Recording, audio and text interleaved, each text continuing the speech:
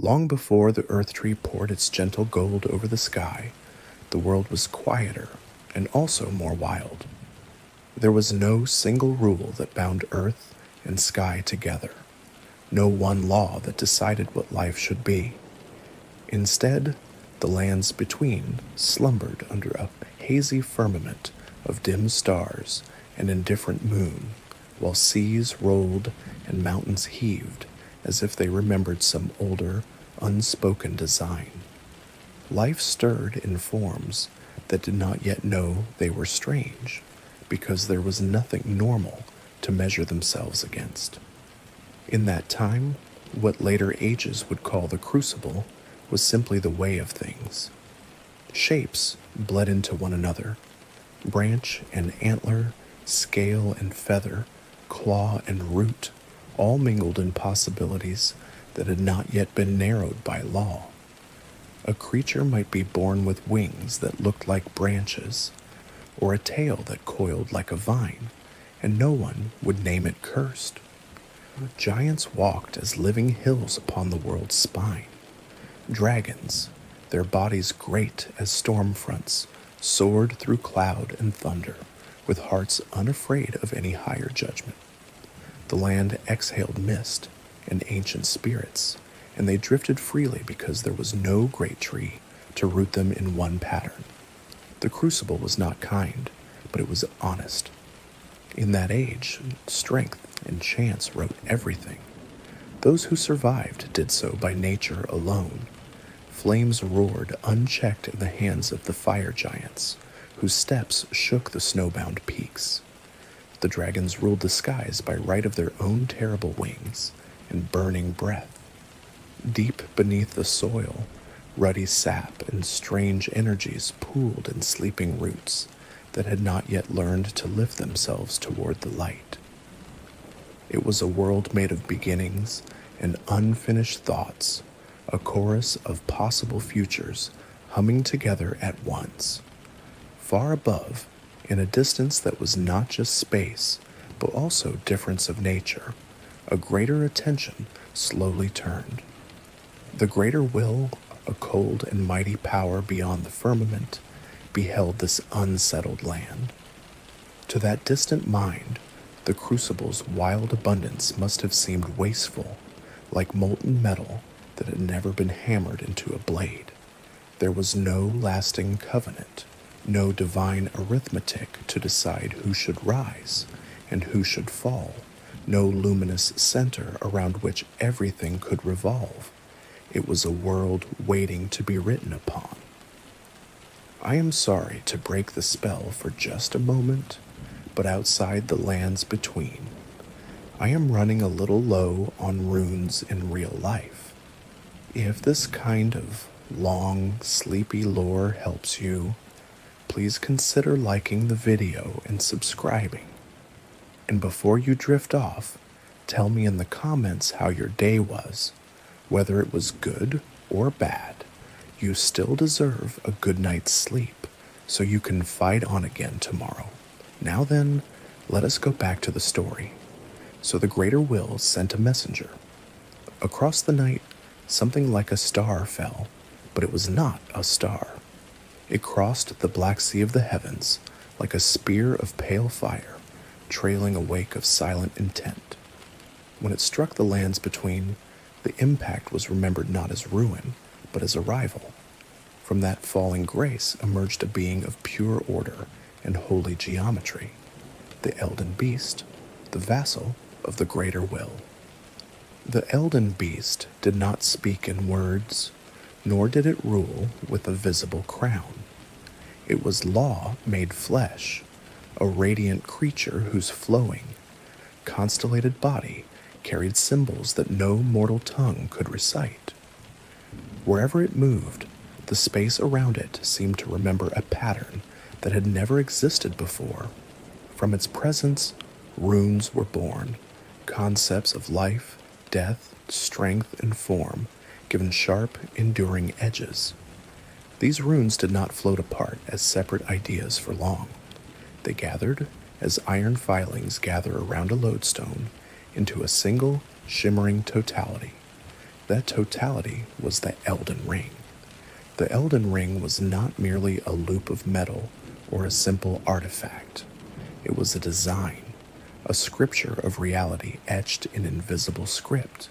It defined what it meant to live, and perhaps more importantly, what it meant to die.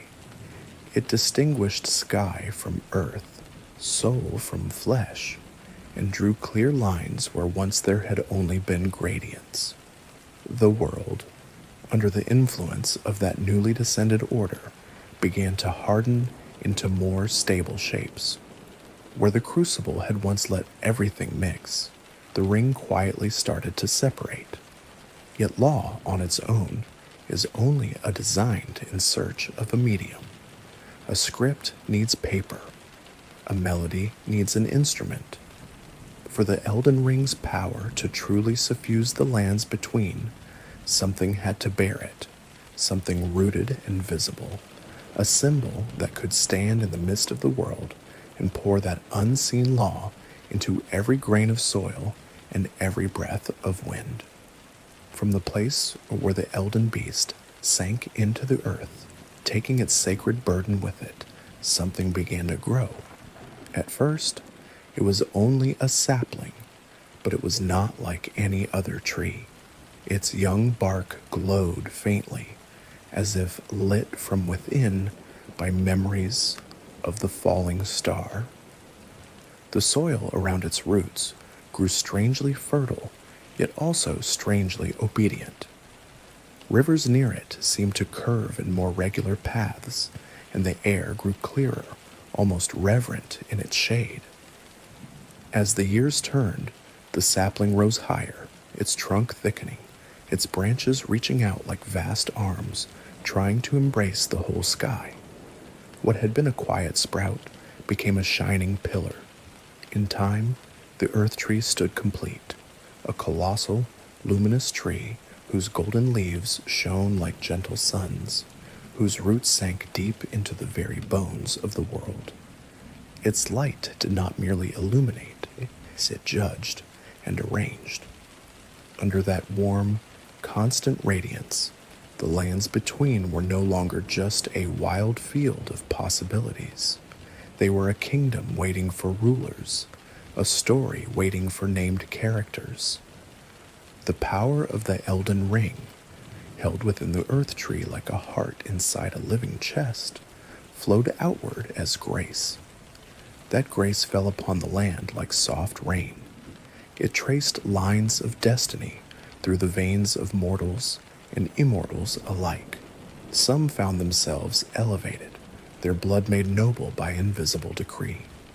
Others discovered that their own forms, once unremarkable in the crucible, were now quietly pushed aside as impure by the new standard. Horns that had once been merely another gift of wild nature began to look like marks of difference. Wings that were neither fully feather nor fully scale became unsettling to eyes that had grown accustomed to neat categories. The world grew more orderly, and with that order came beauty. Golden fields under golden light, cities that would rise in harmonious symmetry with the trees' towering presence. But in the same breath, the first shadows of exclusion took root.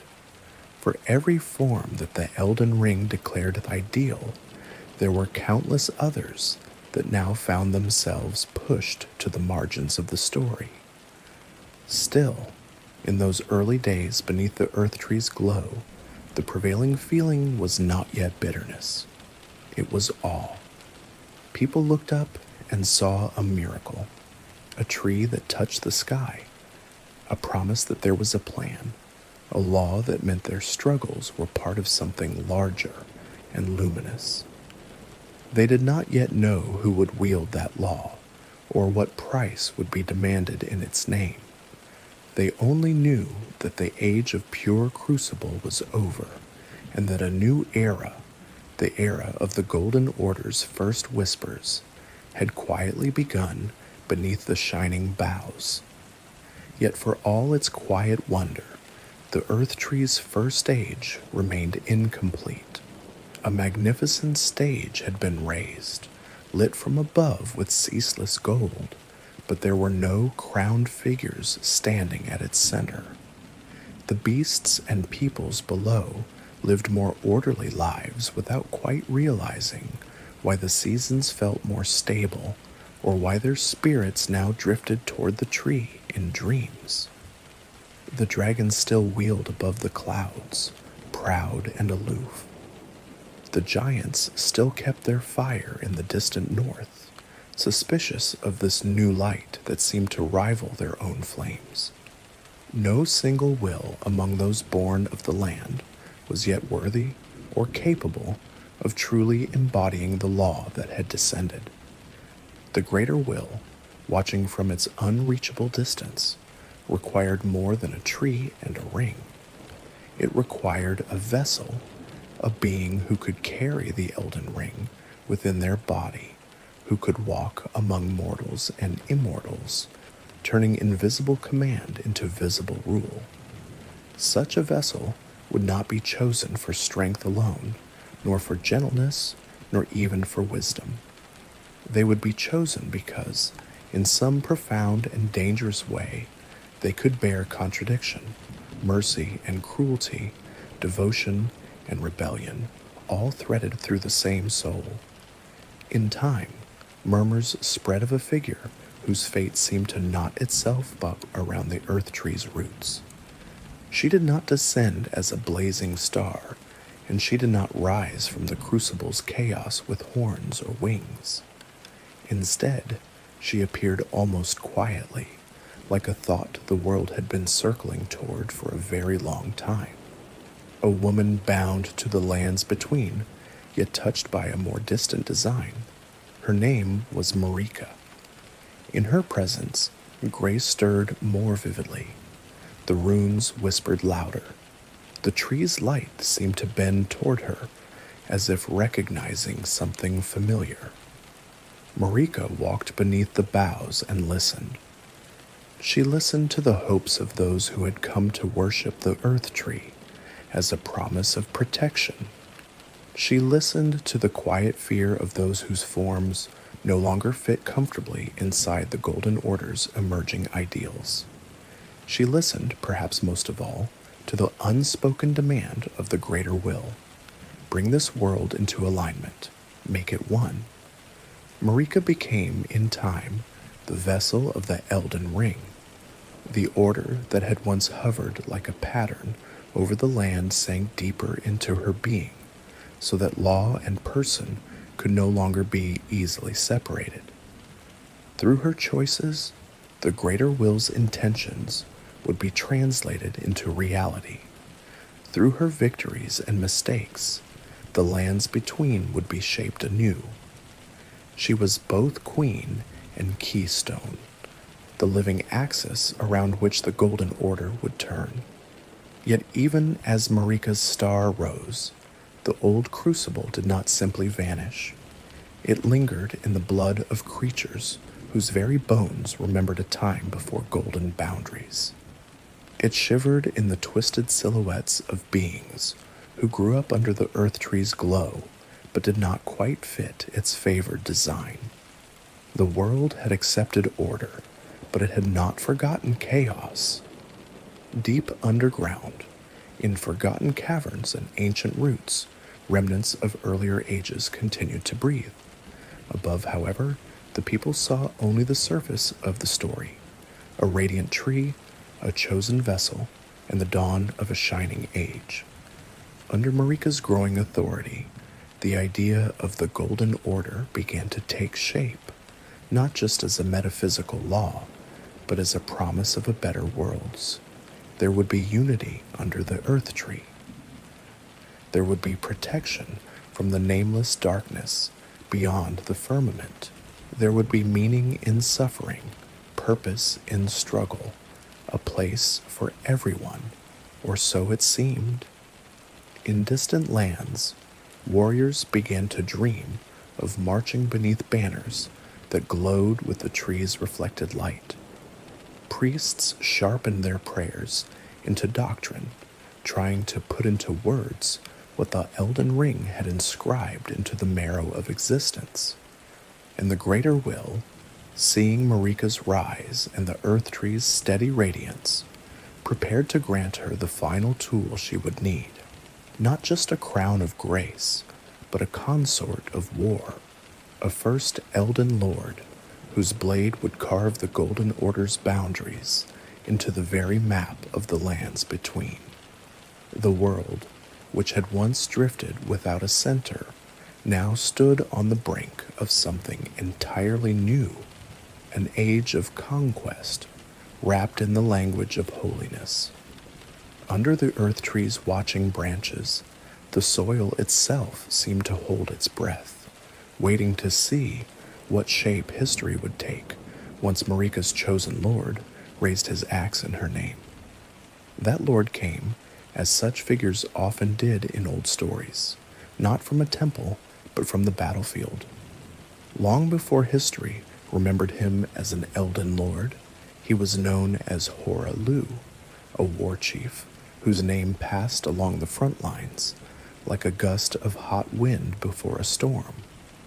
He was born far from the Erdtree's shadow, among people who trusted strength more than sermons, where the roar of a chieftain meant more than any distant god's whisper. Hoarah fought not for banners or doctrine, but for the simple, brutal joy of victory.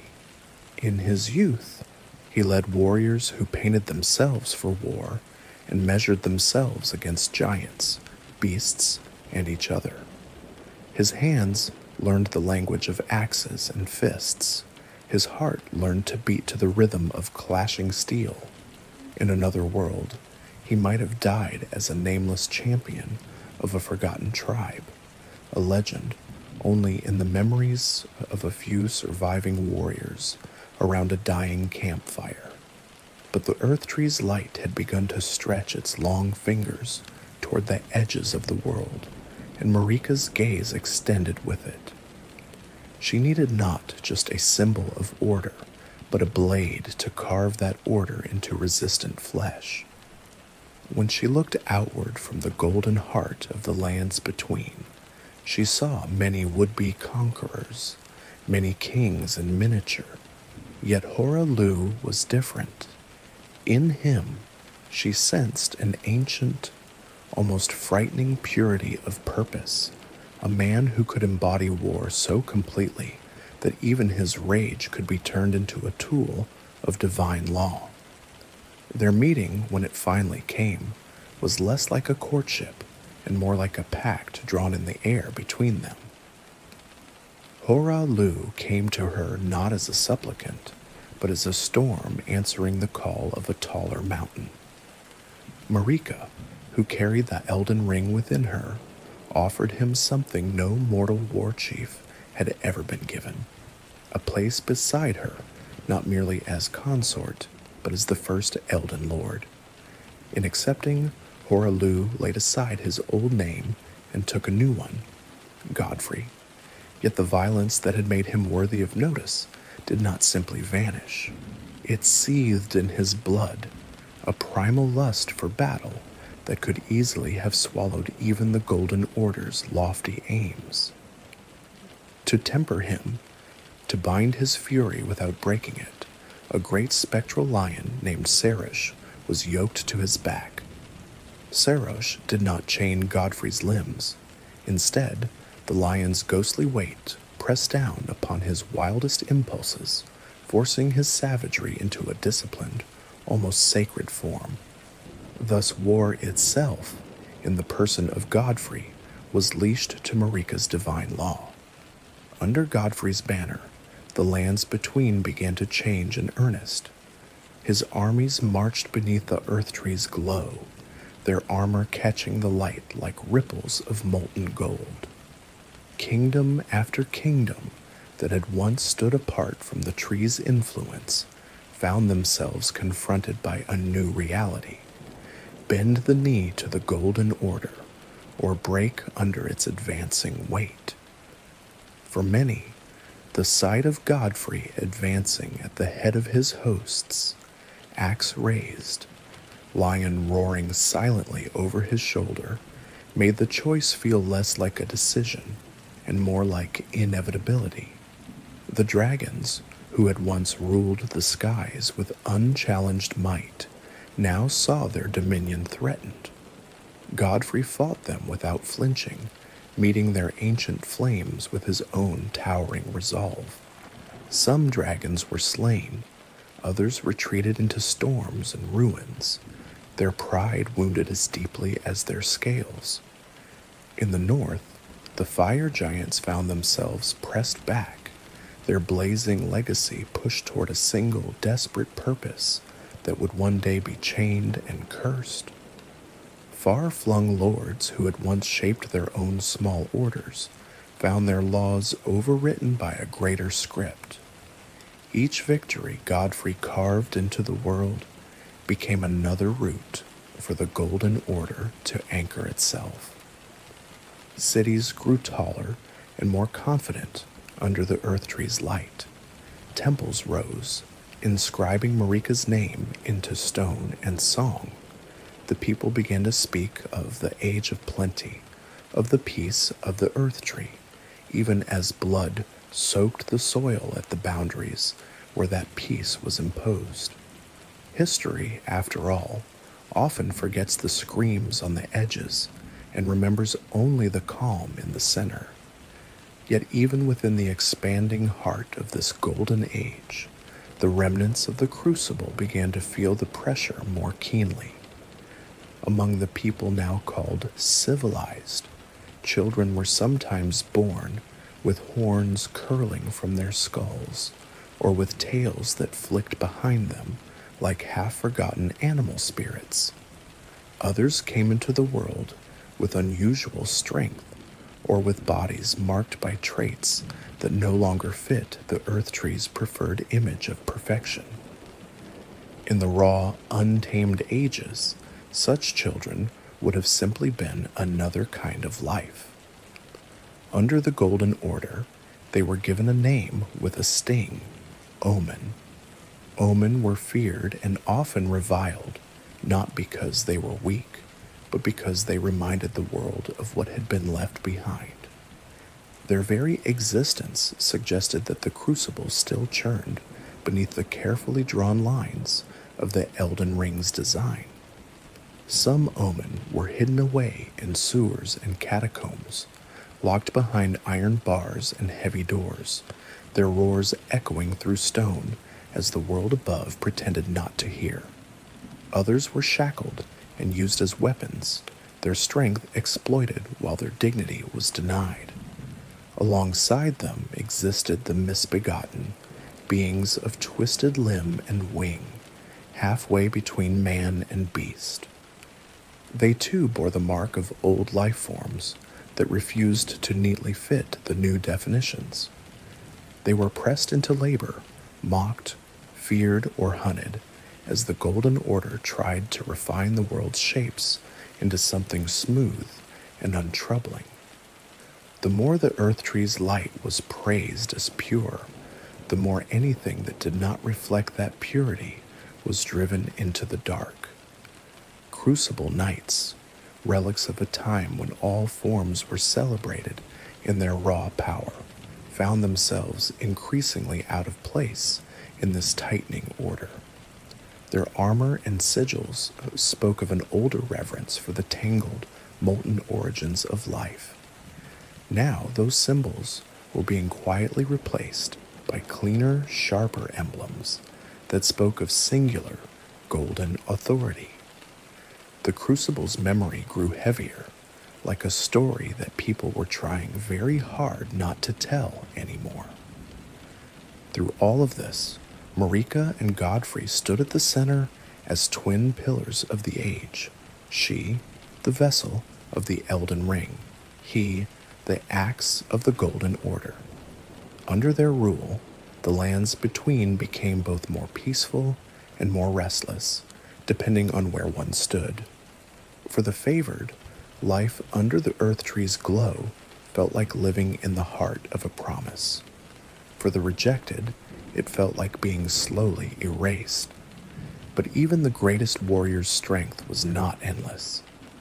Over time, Godfrey's conquests began to slow. The enemies that remained were either too remote, too insignificant, or too stubbornly resilient to yield easily. The songs of his early campaigns had been full of thunder. Now they were quieter, recalling glorious victories that lay increasingly in the past. As the years passed, his battles became more like echoes than fresh strikes on the anvil of history. The grace that had once blazed so brightly upon him began to dim. It did not vanish in a single moment. Rather, it receded little by little, like sunlight withdrawing from a field at dusk. And in that fading glow, Marika saw something the rest of the world did not, a sign that Godfrey's time as Elden Lord was nearing its end. The greater will demanded progress, not nostalgia. A blade that no longer cut as deeply as it once had could not remain the Empire's edge forever. So the day came when Marika, with a heart heavy and a gaze hard as worked gold, chose to let Godfrey's grace fall away entirely. He and his loyal warriors, who had shed so much blood in the Golden Order's name, were stripped of their divine favor. No longer crowned by the Erdtree's light, they were named not honored veterans, but tarnished. Exiled from the lands between, they were sent away with only one strange, lingering gift, the faint, distant memory of grace, like a spark buried under ash. Godfrey departed, no longer the lion-shouldered lord of the Golden Order, but a wanderer whose chapter in the story seemed, for the moment, closed. Behind him, the Erdtree still shone, Marika still reigned. Yet in sending away her first and mightiest champion, she had planted a future possibility in the dark soil of exile, a possibility that would not awaken until the world had once again broken. For now, though, the Golden Order stood strong, its first age of conquest and consolidation drawing to a close. The stage that had once lacked central figures now possessed a queen without her first lord, a tree at the height of its power, and a world organized by a law that seemed unshakable. The dragons brooded, the giants simmered in their forced submission, the omen raged in their prisons, and the misbegotten labored under the weight of other people's purity. Into this growing tension, another figure's story began to weave itself, a red-haired champion whose path would bind together sorcery, war, and a mystery at the heart of Marika herself. The Golden Order had secured its first great victories, but it had not yet faced the deepest contradictions of its own making. As Godfrey's shadow receded into exile and the first age of conquest drew to a close, the Golden Order did not simply grow quiet. Power rarely rests. Instead, it changed shape, turning from open war against distant kingdoms to subtler struggles at the heart of the lands between. And into that shifting light stepped another figure, one who was neither wild chieftain nor spectral lion, but something more delicate and divided, a red-haired champion named Radagon. Radagon was, at first, a warrior of the Erdtree, tall, flame-haired, with a face that seemed to carry both gentleness and severity in uneasy balance. He fought with a great hammer and with a heart that, unlike Godfrey's, was troubled by the very wars he excelled at waging. Where Godfrey's legend was carved in roars and splitting earth, Radagon's grew in murmurs, the commander who apologized to the lands he marched through, the general whose eyes often looked as if they were already regretting battles that had not yet begun. His greatest campaign began not in some far barbarian waste, but in Liurnia of the Lakes, a region half drowned in mist and water, where sorcery glinted in every ripple. There, the Carian royal family ruled from towers that rose like pale fingers above the flooded valleys, and the Academy of Raya Lucaria stood as a shining bastion of glintstone scholarship. Where Leyndell's strength lay in faith and steel, Liurnia's power flowed through crystal, star reading, and the cold, moonlit logic of spellcraft. The Golden Order could not tolerate a rival center of power whose highest devotion was to the stars and the moon rather than to the Erdtree. So war came to Liurnia. Radagon led the Golden Armies across narrow causeways and along lake roads where reflections of soldiers marched upside down beneath their boots. Sorcerers answered with hailstorms of glittering shards, and Carian knights raised moon-blessed blades against shields emblazoned with holy trees. The air above the lakes filled with shrieks of magic and the dull thunder of divine hammers crashing into conjured barriers. This war was long and bitter. Neither side was easily broken. Yet Radagon, for all his martial prowess, felt something like sorrow as the conflict dragged on. He saw the beauty in Liurnia's moonlit towers, in the scholars who believed that truth could be found in the patient study of the stars, rather than in the unquestioning acceptance of decrees. When he beheld Rennala, Queen of the Full Moon, leading her people with a staff in hand, and constellations reflected in her eyes, something in him shifted. Rennala was no passive sovereign.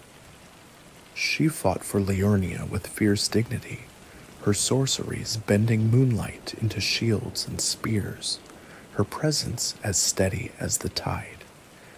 Yet when Radagon and Rennala finally stood before one another, not merely as enemies, but as people, the war reached a strange and gentle turning point. Instead of a final, catastrophic clash, there came an unexpected union. Radagon laid down his arms, and in a gesture that stunned both camps, took Rennala as his consort. Peace followed, not by annihilation, but by marriage. Through Radagon and Rennala, the Golden Order and Carian moon sorcery became entangled. Radagon remained a champion of the Erdtree, yet he lived among scholars and astrologers, learning their ways, softening in their halls lit by cold blue lamps. He repaired the damage his armies had wrought, ordering the reconstruction of what had been shattered. For a time, Liurnia existed in a golden blue twilight, held between tree and moon, flame-haired warrior and full moon queen. From this union came children whose destinies would stretch far beyond the quiet halls of Raya Lucaria.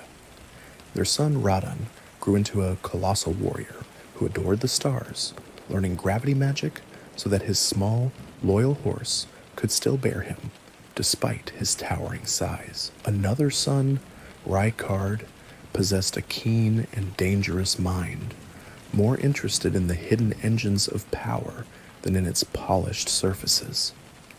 Their daughter, Rani, pale and thoughtful, seemed from early on to stand slightly apart from the world around her, as if listening to music no one else could hear. Meanwhile, far away in Leyndell and under the Erdtree's deeper roots, another branch of Marika's family tree had already taken shape.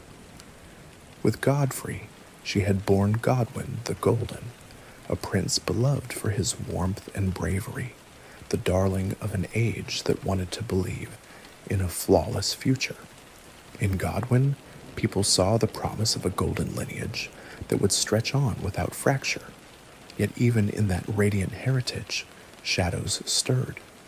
Among Marika and Godfrey's offspring were also the Omen twins, Morgoth and Mog. Horned from birth, marked by the Crucible's wild legacy, They were reminders that the old, untamed forms of life were not so easily erased by law. Rather than being celebrated as bearers of ancient strength, they were hidden away below the city, consigned to darkness and chains. Morgott, despite this rejection, nurtured a fierce, secret devotion to the Erdtree itself, clinging to the faith of the very world that had cast him out. Mog, in contrast, allowed bitterness to ferment into something darker and more blood-stained. Thus, within Marika's own family, the full spectrum of her era's contradictions could be seen. A golden heir adored by all, omen twins despised and confined, and distant kin in Liurnia, whose blood united the tree and moon. The Golden Order preached unity, yet its royal bloodline was already splitting along lines of appearance, belief, and suppressed pain.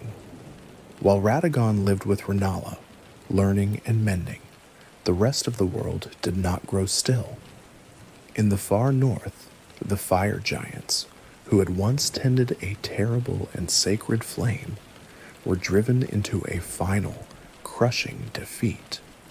The Golden Order could not abide a fire that threatened to rival the Erdtree's radiance, nor a fell god whose ruinous flame might one day consume the delicate balance Marika and her divine patron had imposed.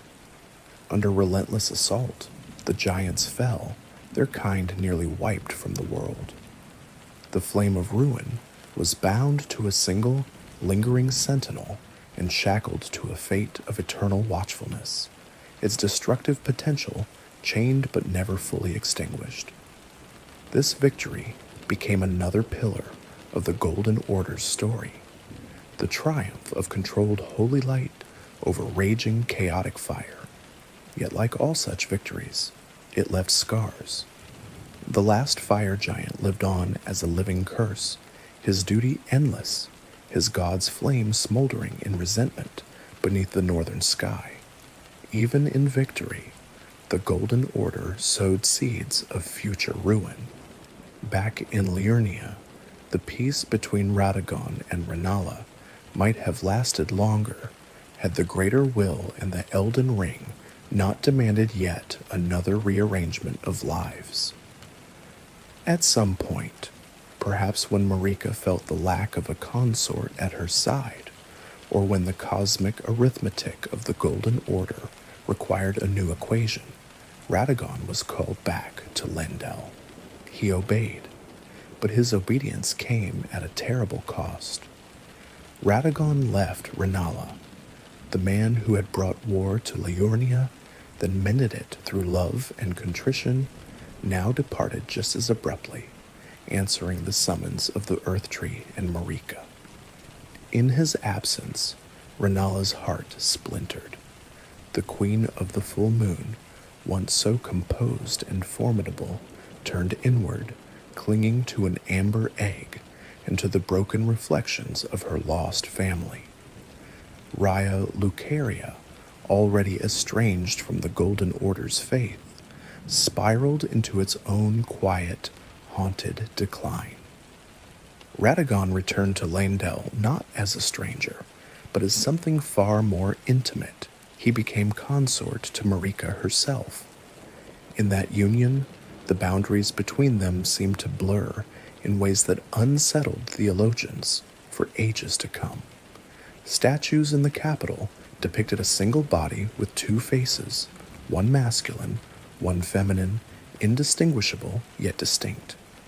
Priests whispered that Radagon and Marika were not merely husband and wife, but two aspects of the same divine being, split and mirrored by the will of a power greater than any mortal could fully understand. If this was true, then Radagon's earlier marriage to Rennala gained an even sharper edge of tragedy.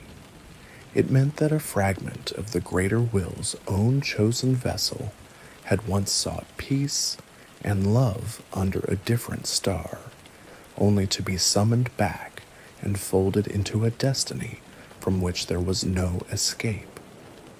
Whether Radagon ever truly understood himself, or whether he too moved through his life as if caught between reflections, remained one of the Golden Order's quiet mysteries. From Marika and Radagon's union came two more children whose importance would echo long after their small, helpless forms first opened their eyes to the Erdtree's glow. Malenia and Michaela, twins bound together not only by blood, but by the curses and hopes placed upon them. Malenia carried within her the scarlet rot, a relentless, blossoming affliction that would one day paint whole lands in withered red. Michaela, in contrast, possessed a tender brilliance, reaching always toward a gentler, more perfect order, one that might mend what the Golden Order had broken. Now the divine family tree reached out in many directions at once. Godwyn, Morgoth, Mohg, Radan, Rykard, Rani, Malenia, Michaela, and others tied by blood, law, and distant stars. Each bore their own burdens and desires. Each would, in time, lay claim, openly or secretly, to fragments of the power that Marika embodied and that Elden Ring defined. But even as this family grew, the foundations beneath them were beginning to crack. The crucible's suppressed memory festered in those locked and tormented for their unacceptable forms. The last fire giant watched a shackled flame. The eternal cities so hidden beneath the earth brooded on their own ancient rebellion. And somewhere among the demigods, a decision was forming, a decision that would plunge a knife into the very concept of immortal, untouchable golden lineage, and let something far older and darker leak back into the ordered world. That decision did not fall from the sky. It grew slowly beneath the surface of the Golden Order, like a root seeking a crack in stone. For ages, the Erdtree's light had promised stability, yet the very way that promise was enforced had left certain questions unanswered and certain powers caged. Among those powers was one that the world could never escape entirely, the power of death itself. In the earliest days of the Golden Order, Marika had looked upon the world and found the workings of death troubling. Mortals withered and vanished. Even mighty warriors and demigods could, in theory, be cut down and pass beyond the reach of her tree's golden branches. Death was not simply an ending. It was a domain that lay outside her control. To reign truly, she believed, the Elden Ring's law had to be revised. So Marika did something that would shape every sorrow that followed. She took destined death, the part of the Elden Ring's design that governed the natural final end of life, and split it away from the rest. It was no longer a shared rule written across the world. Instead, it was placed in the care of a single, loyal shadow, Malekith, the Black Blade. Malekith was not merely a guardian. He was Marika's sworn beast, a hound whose fangs bit on behalf of her will. Into his blade, she sealed destined death, and through that act, she made the demigods and herself functionally immortal. Their bodies might fall, but their true deaths were denied. So long as destined death remained chained, their lives were fixed to the Erdtree's order, like jewels hammered into a golden circlet. On the surface, this seemed like a triumph. The golden lineage would not wither. The divine family at the heart of the Erdtree's story could not be erased by simple steel or time. But the price was subtle and deep. When death is denied its rightful place, it does not vanish, it twists. It finds other paths, other forms. Spirits linger in ways they were never meant to. Souls cling to half-broken bodies. and somewhere in the hidden corners of the world, resentment accumulates like storm clouds. Long before Marika's bold theft of destined death, there had been others who questioned the greater will's claim to rule. Far beneath the surface of the lands between, the people of the eternal cities had gazed up at the night sky and sought guidance not from the Erdtree, but from the distant cold lights of the stars. These were the Nox, whose civilization shimmered in halls of stone and silver lit by a soft, endless twilight. The Nox believed that their fate should be written by the cosmos directly, not mediated through the will of a single distant god and its golden envoy. They turned to the stars and tried to summon their own lord, an envoy of a different order, one who might free them from the greater will's unseen tyranny. But their attempt was judged a crime. The greater will struck back, and the punishment was both precise and cruel. The eternal cities were cast down. Their skies were sealed. The stars above them became false, painted images on an unyielding firmament. No true destiny would fall there again. The Nox were left to wander their stone streets under an imitation night, their rebellion etched into their architecture and into the bitterness of their surviving memories. Their dream of a lord of night had failed, but their knowledge of shadow, of quiet knives and secret arts, did not simply vanish, it waited. With destined death bound to Malekith, and the eternal cities punished into stillness, the greater will might have seemed unassailable. Yet within the growing tangle of Marika's divine family, there were minds that did not accept every decree as inevitable. Ranni, the pale daughter of Radagon and Rennala, listened not to sermons but to silence, the silence between the stars, the silence within herself. She knew of the Nox and their fallen hopes. She watched the Golden Order as it turned life and death into something rigid and absolute, denying any escape. Ranni understood something dangerous, that as long as the Erdtree and the Greater Will's order held absolute dominion, no one truly chose their fate.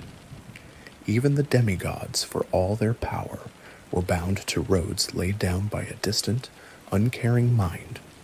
Souls would cycle endlessly under the Erdtree's branches, never truly free. To Ranni, that was not safety. It was a cage made of light. So she conceived a plan more audacious than any open rebellion. Instead of trying to topple the Golden Order directly, she would strike at the hidden linchpin that held its unnatural immortality together. She would steal a fragment of destined death itself. This theft was not simple. Malekith, ever watchful, bore the black blade with fanatical loyalty. Yet even perfect loyalty can be deceived if the deception is fine enough. Through means that remained shrouded in myth and half-remembered lore, conspiracies woven with the Nox, secret rites performed in shadowed places, pacts sealed in whispers, Ranni obtained a sliver of the power locked within destined death. It was not enough to unmake the Golden Order directly, but it was enough to pierce the invulnerability of a demigod. To wield this stolen fragment, Ranni enlisted a group of assassins, unlike the loud, brutal killers that haunted battlefield tales.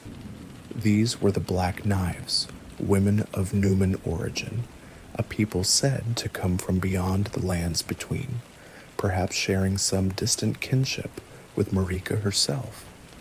Their blades were slim and dark, but now they carried within them more than steel and poison. Destined death burned quietly along their edges, waiting to be unleashed. The target was not random. to shatter the Golden Order's sense of security, to send a tremor through the very idea of divine safety. The blow had to land at the heart of its beloved image.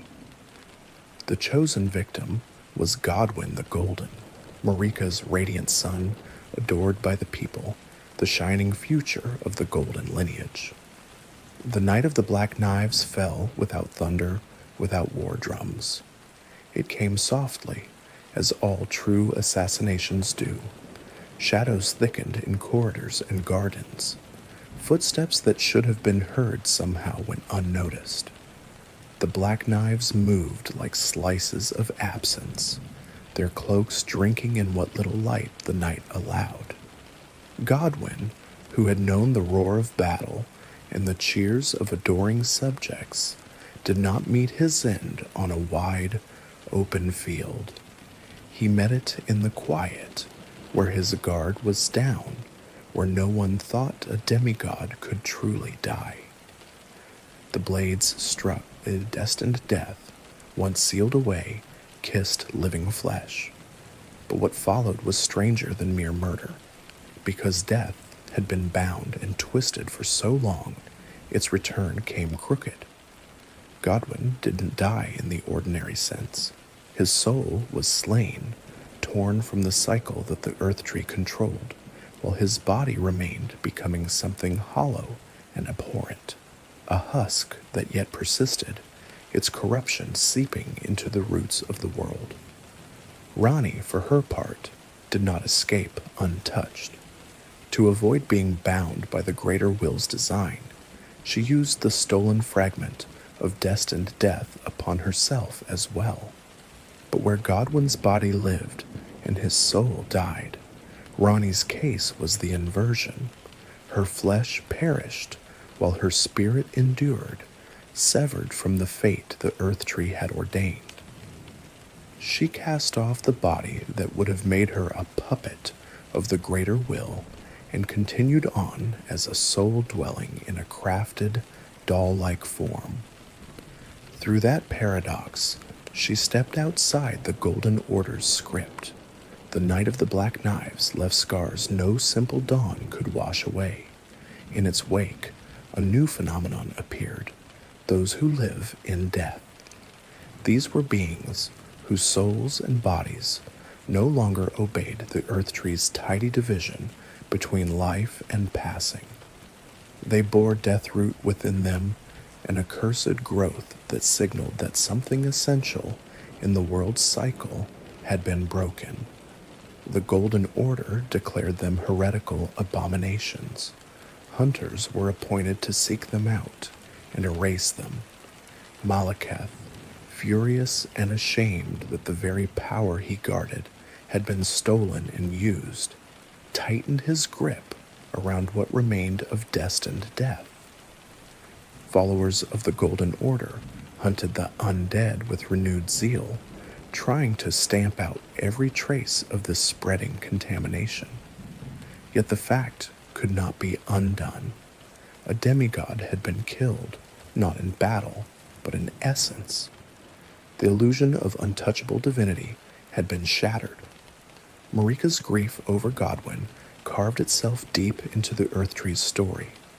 Her beloved son's corpse, buried within the roots, became a focus of dark transformation.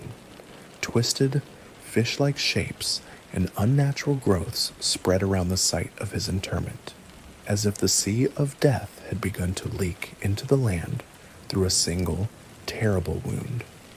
The golden lineage, once so confidently projected into an endless future, now carried a first, chilling example of what it meant for a god's child to die a wrong kind of death. In hidden places, some whispered that this was the moment when the Golden Order's fate turned.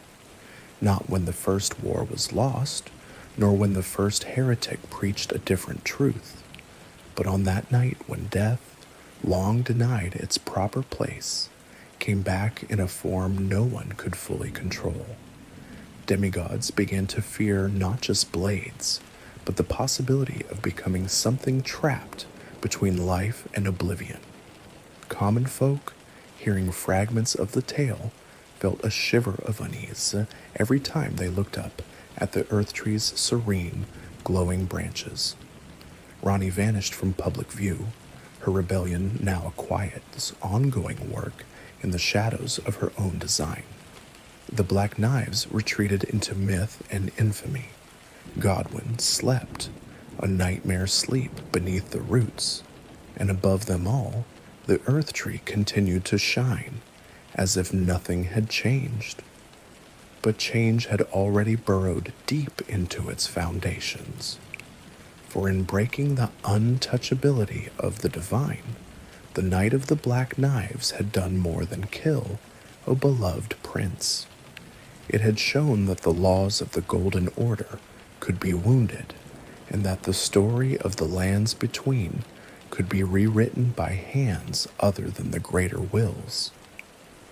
All that remained was for those wounds to spread, and for the first cracks in the Elden Ring's design to widen into a shattering that no one, not even Marika herself, would be able to fully control. Those cracks did not appear all at once. They spread gradually, like hairline fractures in glass after the first heavy blow. On the surface, the Erdtree still shone with the same soft, holy light. Priests in Leyndell still recited the same invocations. Yet beneath the roots, within Marika's heart, and across the tangled lines of her children's destinies, the Knight of the Black Knives had quietly changed everything. Marika's grief over Godwyn was not the grief of a mortal mother who buries a child and learns to live with the absence. It was stranger, sharper, and more enduring because Godwyn did not truly depart. His soul, torn from its proper course, left his body behind as an unquiet relic. Beneath the Erdtree, where he was laid to rest, corruption began to bloom, not the wild, colorful profusion of the crucible, but a pale, uncanny growth that looked like the corpse of the sea itself had taken root in the earth. Fish-like faces, half-formed and slack, pushed outward from bark and stone. Roots swelled with unnatural bulges, as if something beneath them was trying to surface and never quite succeeding. The death of a demigod's soul, divorced from the death of his body, had created a new, wrong category, undeath under the Golden Order's shadow. This was the first and greatest of those who live in death, a princely corpse whose unrest polluted everything nearby. Marika, looking upon this horror, did not see merely a tragedy caused by rebellion. She saw the consequence of her own choice to separate destined death from the Elden Ring. It was because death's natural role had been tampered with that such a twisted fate was possible. Immortality for the divine had not produced a painless world. It had given rise to forms of suffering that the Erdtree was never meant to contain. The Golden Order's doctrine insisted that the world remained perfect in concept, and that any flaws were merely signs of heresy. But Marika could not lie to herself so easily. She had seen her beloved son reduced to a gruesome symbol of the system's failure. She had sealed away death, and death had returned in a worse shape. Within her, faith in the absolute rightness of the greater will began to erode. Radagon, now bound to her in a union that blurred the line between consort and second self, responded differently. Where Marika's grief turned toward doubt, Radagon's response turned toward repair. He threw himself into reaffirming the Golden Order's logic, seeking to patch its fractures with greater fervor. He studied the laws of regression and perfection, delving into sacred geometry and arcane formulas that tried to prove that any imperfection could, in theory, be reversed, that the world could still be brought back into flawless alignment with the Erdtree's design if only the correct principles were applied. In this, Marika and Radagon stood on opposite sides of the same mirror. She saw a law that had gone too far, binding life and death in unnatural chains. He saw a law that could still be perfected if its cracks were smoothed over and its enemies crushed. Only the two of them, and perhaps the greater will itself, knew the full extent to which their identities overlapped. To everyone else, they appeared as two beings sharing a throne, one questioning, one reassuring, both indispensable. Yet the more the world revealed the consequences of the Golden Order, the more Marika's doubts hardened into something like quiet rebellion. The Omen still suffered in hidden prisons. Misbegotten labored under chains forged not by nature, but by prejudice sanctified in golden script. Those who live in death multiplied, hunted by fanatics, yet never fully extinguished. The eternal cities remained frozen in celestial punishment, their crime forever remembered, their yearning for a different fate unrelieved. Marika had once believed that reshaping the Elden Ring's law, erasing destined death from general reach, consolidating a power in her own divine hands, would lead to a kinder, more stable world. Now she saw that all she had done was shift the burden. Suffering had not been removed. It had been redirected, concentrated, wrapped in holy names. The promise of a single, unbroken order had come at the cost of countless beings forced to live as errors. In that realization, a terrible resolve took shape. If the Elden Ring's current design could not produce true justice, perhaps it needed more than adjustment. Perhaps the law itself had to be broken. Exactly when Marika made this decision, no chronicle could say. Some legends whispered that she spoke with unknown powers, perhaps even with outer gods, whose voices the greater will despised. Others claimed that her choice was born purely from grief and clarity, the painful, lucid understanding that as long as the Elden Ring remained in its present form, the lands between would never truly be free. Whatever its origin, the act itself became one of the defining moments of the world, the shattering. Within the Erdtree, in the very heart of the Golden Order, Marika took a hammer in her hands. The Elden Ring, which had once descended with the Elden Beast, like a falling star made of law, now shone before her as a radiant construct of runes and principles, each glowing arc a definition of how reality ought to behave. To strike it was to strike at the bones of existence. She raised the hammer and brought it down. The ring cracked. A second blow fell, and the perfect geometry of the Golden Order split apart, its runes flying loose like embers from a log burst in the fire. Each fragment, still humming with immense power, became a great rune, shards of the old law, scattered and whole in their own awful way. The Elden Ring was no longer a single, integrated command. It was a constellation of broken commandments, ready to be claimed. Far from the Erdtree, the world trembled. The sky flashed with unnatural light. In distant castles and remote fortresses, demigods felt something seize inside their chests, as if invisible chains had snapped and been replaced with new, sharper hooks. The very concept of what it meant to rule, to live, to die, shifted under their feet. The greater will was not gentle in its response.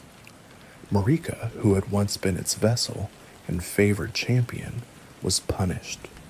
Her form was bound within the Erdtree, suspended in a state between life and death, rebellion, and obedience. Radagon, inseparable from her in ways that even faithful scholars struggled to articulate, stepped forward, or perhaps emerged, as the new visible champion, taking up the role of would-be repairer of the ring.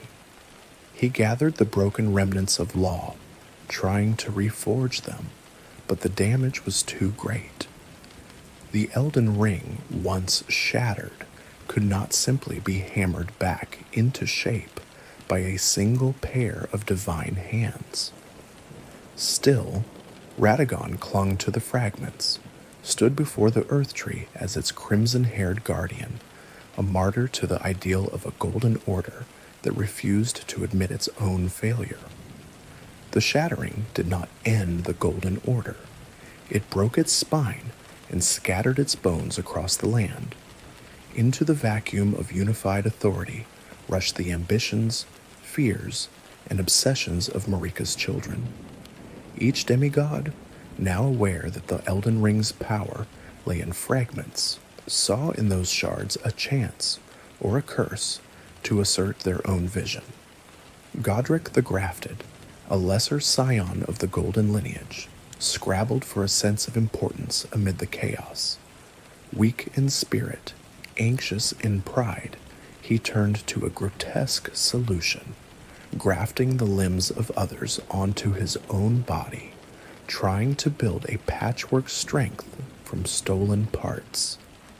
His great rune became a symbol not of noble rule, but of desperate hoarding, a pathetic echo of the Erdtree's promise of unity. Rykard, far to the west at Volcano Manor, stared at the shattered order and saw an opportunity to reject it entirely. To him, the Erdtree's law had always been a cage. In the bowels of the volcano, he fed himself to a great, coiling serpent, becoming a blasphemous fusion of man and devouring beast. Join the serpent, he offered to his followers, devour the gods. His great rune pulsed in the depths of that monstrous body, an emblem of a new, twisted covenant, liberation through consumption and sin. Mog, festering in his own bitterness, turned away from the Erdtree's light altogether. In the blood-soaked recesses of his underground domain, he forged pacts with a formless mother, an outer god of blood and swelling, formless desire. There, beside the cocoon of his slumbering brother Miquella, Mog dreamed of a dynasty founded not on golden law, but on sanguine ecstasy and sacrifice, his great runes steeped in crimson. Morgott, still in Leyndell's sewers and shadows, made a different choice. Though cast out and branded for his omen horns, he clung to the Erdtree's ideal with tragic devotion. When the shattering threw the capital into turmoil, he rose not as an avenging rebel, but as a self-appointed guardian. Under the name Morgott, King of Leyndell, he fought to keep the Erdtree sealed, to defend the Golden Order against all who would claim its power. His great rune did not succeed a new vision, but a stubborn defense of a failing one. Radon, out on the red-swept fields of Caelid, refused to let go of the stars. The shattering's cosmic echoes sent celestial bodies into uncertain motion, but Radon, who had mastered gravity magic, held them in place. Mounted on his small, beloved horse, he anchored the constellations above, freezing fate itself.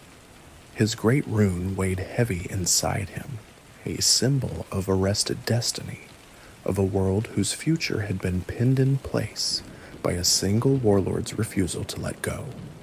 Malenia and Miquella, the twin children of Marika and Radagon, responded in yet another way. Cursed with scarlet rot, Malenia devoted her entire being to mastering the very thing that threatened to consume her. Miquella, eternally youthful and kind, poured his genius into crafting an order that might heal rather than exclude. From his hands and will arose the Erdtree, a secret refuge far from the Erdtree's glare, where those rejected by the Golden Order, the misbegotten, the afflicted, the weary, might find a place. Their great runes glimmered like twin promises, one of conquest through rot, one of salvation through gentle, patient growth. Rani, already half vanished into the shadows of her own plan, withdrew entirely from the struggle for the Elden Ring's fragments. She was no longer interested in being a god under the greater will. Her eyes remained fixed on the stars, seeking a path that would lead not to lordship within the existing system, but to a different, distant age entirely, an age of stars in which the Erdtree's hold would be broken, and fate would be written by cold, impartial constellations. Thus, the shattering did not produce one clear successor. It produced a storm of claimants, each holding a great rune, each believing, or at least pretending to believe, that they alone could mend or replace the broken order. The lands between sank into a long, grinding war, in which no true Elden Lord emerged. Castles burned and were rebuilt. Armies marched, clashed, and turned to ash. The common folk suffered and adapted as they always did, making small lives among the ruins of grand designs. Above them all, the Erdtree continued to glow, its branches heavy with golden leaves, its trunk hiding Marika's bound form and Radagon's unyielding resolve. The greater will's influence remained, but it was no longer the undisputed author of history. The tale now waited for another figure to step onto the stage, someone who could gather great runes, face the broken law head-on, and decide whether to mend it, reshape it, or burn it all down. Far from the capital, in lands that still remembered Godfrey's exile, the faint memory of grace that had once been taken from a certain group began very slowly to stir again. The tarnished, scattered, and forgotten felt the first gentle tug to rise, to journey, and to walk once more toward the Erdtree's distant light. The call of grace did not fall on just one pair of ears. It brushed across many scattered lives at once, warriors who had grown old and bitter in far lands, nameless soldiers who had died beneath banners long forgotten, wanderers who had never quite understood why they had been born with a sense of incompleteness. Among them was one tarnished in particular, a figure whose name history never fixed, because they could have been anyone, a knight, a vagabond, a scholar, or something in between. What defined them was not their past, but the answer they gave when grace whispered, "Rise." This tarnished awoke not beneath the Erdtree's golden canopy, but in a place of ruin and dim stone, where the memory of the lands between existed only as a rumor carried on the wind. A faint shimmer hovered at the edge of their vision, a trail of pale gold that seemed to beckon without sound or speech. It did not force their steps, it invited them. There, at the threshold between exile and return, the tarnished chose to follow. That choice, small and quiet, would carry them farther than any grand oath sworn before 1,000 witnesses. Grace led them first to the fringes of Limgrave, where the lands between spread out like a wounded yet still beautiful animal. Rolling green hills were broken by ruins, half swallowed by earth, and wandering exiles clutched rusted blades, haunted by wars they barely remembered. Overhead, the Erdtree loomed impossibly large, its trunk a vertical horizon, its leaves shedding gentle motes of gold that drifted down like slow, unhurried snow. Yet even here, where the land was still fertile and the sky still bright, signs of decay clung to the edges. Broken roads faded into wild grass. Crumbling walls hosted nests of crows that watched travelers with dull, suspicious eyes. Near the path, armored knights in tarnished gold patrolled on horseback, remnants of Godric's battered hosts. A lone tree sentinel, gleaming in polished armor and mounted on a massive steed, guarded the approaches with silent, implacable menace. Bandits skulked in the shadows of battered encampments, preying on the weak and kneeling before no law but desperation. Above them all, on a jagged cliff crowned with storm and stone, rose Stormveil Castle, the seat of Godric the Grafted, a crumbling monument to a lesser lord's stubborn claim to greatness. The Tarnished did not walk this land alone. They met others drawn by grace, each carrying their own wounds, ambitions, and quiet fears. A white-masked wanderer with a mocking voice spoke of the state of the world with unsettling ease. A kindly merchant, exiled from his own people, sold what little he had gathered from battlefield and ruin. And one night, by a dwindling fire under a sky smeared with cloud and gold, a woman cloaked in dark cloth stepped from the shadows. Her name was Melina. She carried the air of someone half present in the world, as though a part of her lingered elsewhere, tied to a purpose not yet fulfilled. She offered the Tarnished a bargain. She would guide them along the path Grace had marked, if in turn they would take her to the foot of the Erdtree.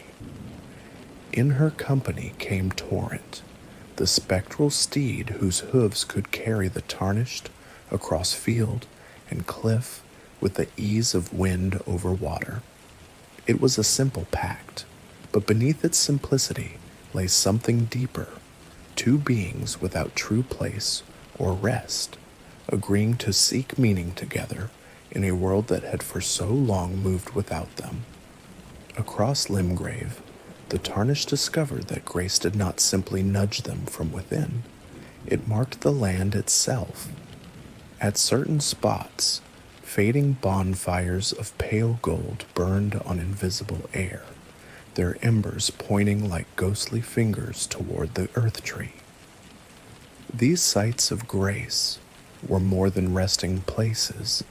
They were anchors of the greater will's guidance, threads of purpose that tied the wandering Tarnished to a larger design. When the Tarnished rested there, they felt not only warmth and strength returning to their limbs, but also the gentle pull of direction toward Stormveil, toward Liurnia, toward a fate that seemed both chosen and imposed. In dreams and in waking visions, they were drawn to a place apart from the lands between, the Round Table Hold. Suspended in a hush that felt outside of time, it was a hall where Tarnished gathered around a central flame, sharing rumors, doubts, and the faint camaraderie of those called to an impossible task. Blacksmiths hammered at ghostly anvils. Knights in battered armor sat brooding over their failures and hopes. At one end of the hall, the shriveled remains of the two fingers lay upon a stone dais, fleshy, twitching heralds of the greater will.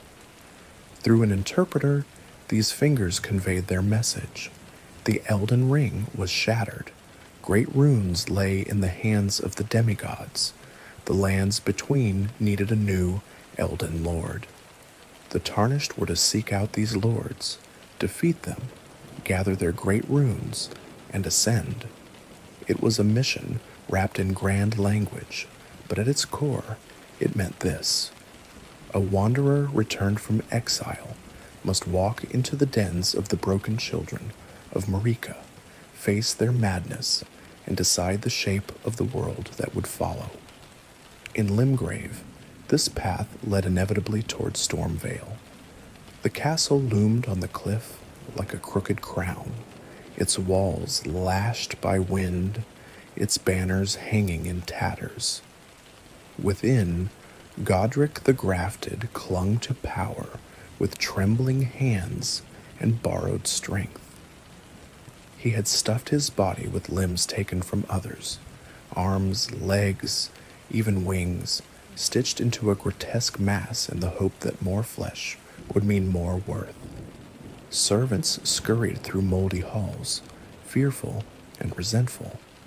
Trolls, coerced into service, guarded gates that no longer truly protected anything. The Tarnished slipped through these defenses, sometimes by stealth, sometimes by violence. They crept along broken ramparts, fought their way past hulking knights and shrieking half-bird creatures that clung to crumbling towers. Storms rolled over the castle, lightning turning stone walls into momentary white skeletons of themselves. At the heart of this broken keep, the Tarnished met Godric. He roared his lineage, declared himself heir to the golden lineage, demanded recognition as rightful lord. Yet in his words was a tremor of desperation, a man drowning in other people's limbs, begging the world to believe he was more than the sum of his stolen parts. Their battle was fierce, but ultimately one-sided in spirit.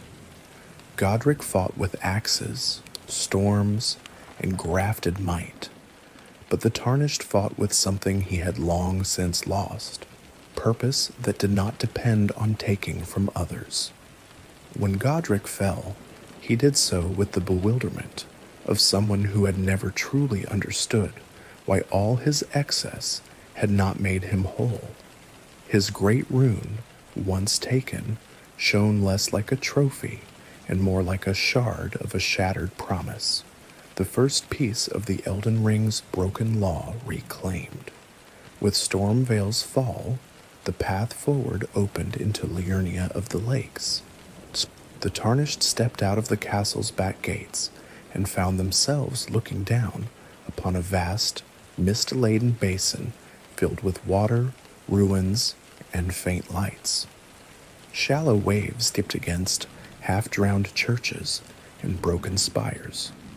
Ghostly fishermen cast lines into waters that had long since stopped yielding ordinary fish. The air tasted of rain and old sorcery. In the distance, the towers of Raya Lucaria rose like sharpened shards of moonlight, their glintstone crowns cold and watchful. This was Renala's old domain, where scholars had once believed they could read destiny in the movements of stars and the shimmer of crystal. Now, the academy was a fortress as much as a school, its gates sealed against invaders and truth-seekers alike. Within its walls, factions squabbled over doctrine and position, even as the world outside slid toward ruin. The Tarnished crossed flooded paths, navigated foggy shores where spectral mariners ferried lost souls, and passed caravans of refugees who spoke in hushed tones of sorcerers gone mad with power. They climbed the steps to Raya Lucaria's grand entrance, where magical seals barred their way. Through wit, force, and the aid of those who still remembered a more open age, they breached the moonlit halls. Inside, they wandered among lecture theaters turned into battlegrounds, libraries where books flew like startled birds, and classrooms haunted by the echoes of abandoned lessons. Scholars in tattered robes attacked intruders with spells learned from pages now stained by time and war. Carrion knights, faithful to old oaths, clashed with automatons and living sorceries. All the while, the Academy's glintstone chandeliers cast an unearthly glow over scenes of quiet collapse. At the heart of Raya Lucaria, in a grand chamber awash with pale, lunar light, the Tarnished found Renala herself. She sat cradling a great amber egg, surrounded by pale, chanting children who orbited her like moons around a lonely star. Her mind had fractured under the weight of loss, Radagon's departure, the shattering, the erosion of everything she had once believed stable. Yet her power as the Queen of the Full Moon remained. The battle that followed had the strange, dreamlike quality of a memory struggling to decide whether to break or hold. Sorceries of moon and star flared across the chamber, colliding with steel, faith, and stubborn will. The Tarnished shattered the illusion surrounding Renala, chipped away at the defensive shell she had woven from grief and arcane mastery, and at last brought her low. But unlike Godric, Renala did not die. When the magic quieted, she remained, still cradling her egg, murmuring to those who sought her, not as a queen of war, but as a mother of rebirth. In her brokenness, she found a new, strange role, one who could reshape flesh, offering her art to those who wished to be remade. Her great rune, once radiant with the authority of a ruling queen, now glowed with a gentler, more sorrowful light, a reminder that power could change, but not always in ways that healed what had been hurt. With two great runes gathered, the Tarnished stood at the edge of a broader destiny. Limgrave and Liurnia had shown them the remnants of the Golden Order's first age, minor lords grasping at borrowed glory, a broken queen drifting through memories of moonlight and family. Grace still pointed onward, its lines of light now bending north and upward toward the Altus Plateau and the capital that sat in the Erdtree's very shadow. And yet, as the Tarnished looked out over the misty lakes and distant plains, they could feel that Grace was not the only force watching. Far away, scarlet rot pulsed in a diseased land. In the depths beneath the capital, strange whispers of a maddening flame coiled unseen. Above, the stars that Rodden had pinned in place still strained against invisible chains. The path to the Erdtree would not only be a climb through cities and thrones, but a walk through the domains of other older hungers, powers that had not been invited by the greater will, but had come all the same. For now, though, the next step was clear. The Tarnished turned toward the highlands, where golden grasses bent under bright sun, and the Erdtree's trunk filled half the sky. Beyond Liurnia's drowned wisdom and Limgrave's broken lords lay Altus and Leyndell, the heart of the crumbling Golden Order, and the place where the story of gods, demigods, and one wandering soul would finally collide. The road from Liurnia to Altus Plateau rose not only in height, but in weight. Each step the Tarnished took felt heavier, as if the air itself thickened the closer they drew to the Erdtree's immense trunk. Far behind, the misty lakes and drowned spires of Raya Lucaria faded into memory. Ahead, the land brightened into a country of tall golden grasses, sun-struck cliffs, and roads that remembered the passage of countless armies.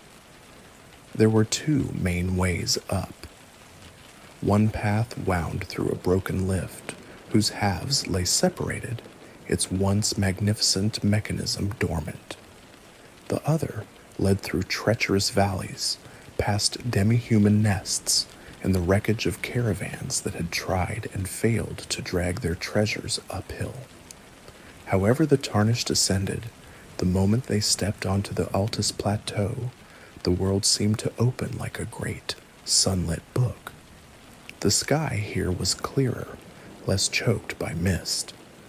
The Erdtree towered above, no longer a distant symbol on the horizon, but a living presence so vast its branches carved their own constellations into the daylight. Its light bathed the plateau in a warm, honeyed glow that turned hillsides into waves of burnished gold. Yet even this beauty was laced with unease. Abandoned camps, shattered wagons, and the broken bodies of soldiers lay scattered among the flowers, as if some great struggle had rolled across the land and left its aftermath behind like a forgotten cloak. Knights bearing the sigils of Leyndell patrolled the highroads, their once proud discipline fraying at the edges. Some stood tall, still saluting the Erdtree as they passed. Others slumped in their saddles, their eyes hollow, as if the radiance above had become a weight rather than a comfort. Near ruined outposts, perfumers in fine robes brewed volatile incenses, their veils stained by the fumes of burning herbs and more secret ingredients. They had learned to weaponize fragrance, turning sweet smells into deadly vapors, another sign that the Golden Order, for all its lofty ideals, had long since embraced any means necessary to hold its crumbling boundaries. As the Tarnished pressed on, they found that not all paths led straight to the capital. A side road curved toward a great volcano that loomed on the western edge of the plateau, its slopes wreathed in a perpetual haze of ash and smoke. At its base stood Volcano Manor, a dark stone fortress whose torches burned with an oddly inviting glow. Those who entered its halls found warm fires, rich food, and a strange hospitality offered amid portraits of stern-faced nobles. There, Lady Tanith welcomed chosen visitors as if they were old friends, speaking not of grace and the Erdtree but of recusancy, a conscious refusal to bend the knee to the Golden Order. Volcano Manor served as haven for those who believed the Erdtree's rule to be a lie, a gilded cage. Its followers did not march in open armies. They hunted individuals, accepting invitations to invade the paths of other Tarnished and slay them in cold, curated violence. From the shadows of this house of blasphemy, Rykard's influence seeped outward. Deep beneath the manor, the Tarnished eventually reached the heart of that corruption, the great lava-choked chamber where the Lord of Blasphemy waited. Rykard no longer resembled the man he had once been.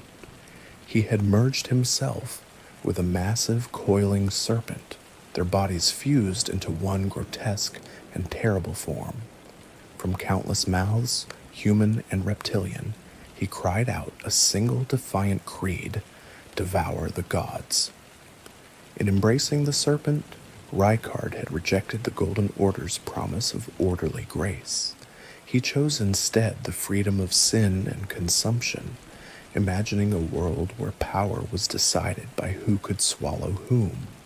The Tarnished, armed with a weapon fashioned to slay such monstrosities, contended with him among molten stone and falling lava.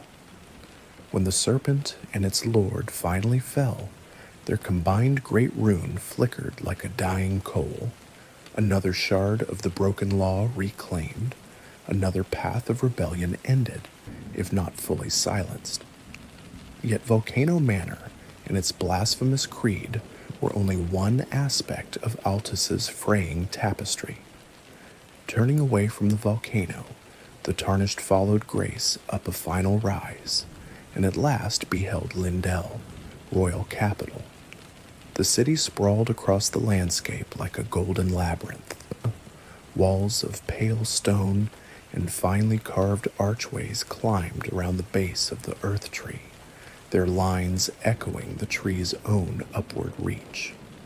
Holy banners fluttered in the wind, though many were tattered. Windmills and bell towers cut clean silhouettes against the sky. From afar, Leyndell looked almost peaceful, like a painting of a city blessed by an eternal morning. Up close, it revealed its true condition. The Tarnished entered through broken gates and found streets half choked with sand and roots. Draconic tree sentinels, armored in scales and gold, stood guard with a zeal that bordered on desperation. Soldiers fought alongside creatures that looked like misremembered dragons, amalgams of faith and fear. Gargoyles clung to ledges, their stone bodies coming alive to lash out at intruders. The sense of order that had once defined Leyndell had curdled into something oppressive, a rigid, anxious silence, broken only by the clash of steel and the distant roar of something enormous, moving among the upper terraces. Golden roots burst through cobblestones, cracking them like brittle glass. The Erdtree's presence had grown too strong for the city that had tried to crown itself with its grace. Leyndell seemed both exalted and suffocating, a capital being slowly reclaimed by the very power it worshipped. In hidden corners, the Tarnished glimpsed the city's underbelly, the barred doors and sealed pathways that led down into the sewers, where omen like Morgott's kin were kept in chains, their existence denied by the gleaming avenues above. Climbing higher, the Tarnished crossed avenues where statues of Marika, Radagon, and the unified form of both looked down with unblinking stone eyes.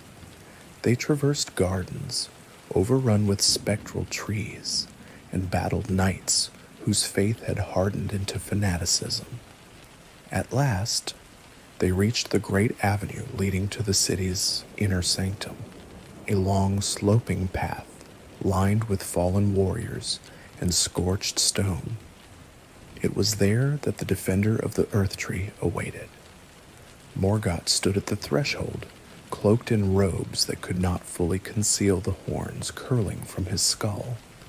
Once, he had been an outcast, locked below the city as an omen, a living reminder of the Crucible's lingering touch. In the chaos of the shattering, he had broken his chains, climbed from the depths, and taken up arms not against the Golden Order, but in its defense. Under a new name, Morgott, the Omen King, he had claimed the role of Leyndell's guardian. His love for the Erdtree was twisted and tragic. It refused him its blessing, yet he still bent his knee to its light. He fought not to reshape the world, but to preserve a dream of order that had never truly included him. When the Tarnished approached, he offered no warm greeting, no hope of alliance. He called them defiled, invaders seeking to profane the Erdtree. Behind his words lay a lifetime of being told he was wrong simply for existing as he did. Their battle beneath the looming tree was fierce. Morgott wielded cursed blades and spears of golden energy, blending the power of an omen with the grace of a king. He summoned spectral weapons from the air, each swing carrying the weight of his unspoken plea that someone, anyone, would keep the old order intact. The Tarnished answered not with rhetoric, but with steel and will and the grim necessity of someone who walked at the edge of fate. In the end, Morgott fell to one knee, his strength bleeding away onto the sacred stones he had sworn to protect. Even as he died, he clung to his faith, warning the Tarnished that the Erdtree itself would never accept them. His blood mingled with spilled grace and rain, and he slumped at the gate he had guarded so long, a king whose crown had always been invisible and unwanted. Beyond him lay the doors to the Erdtree's interior. The Tarnished, burdened with great runes and the weight of countless battles, approached the golden barrier with a cautious, reverent hope. This, they had been told, was the purpose of their journey: to reach the tree, present their strength, and be judged worthy to become Elden Lord. But when they drew near, they found only thorns.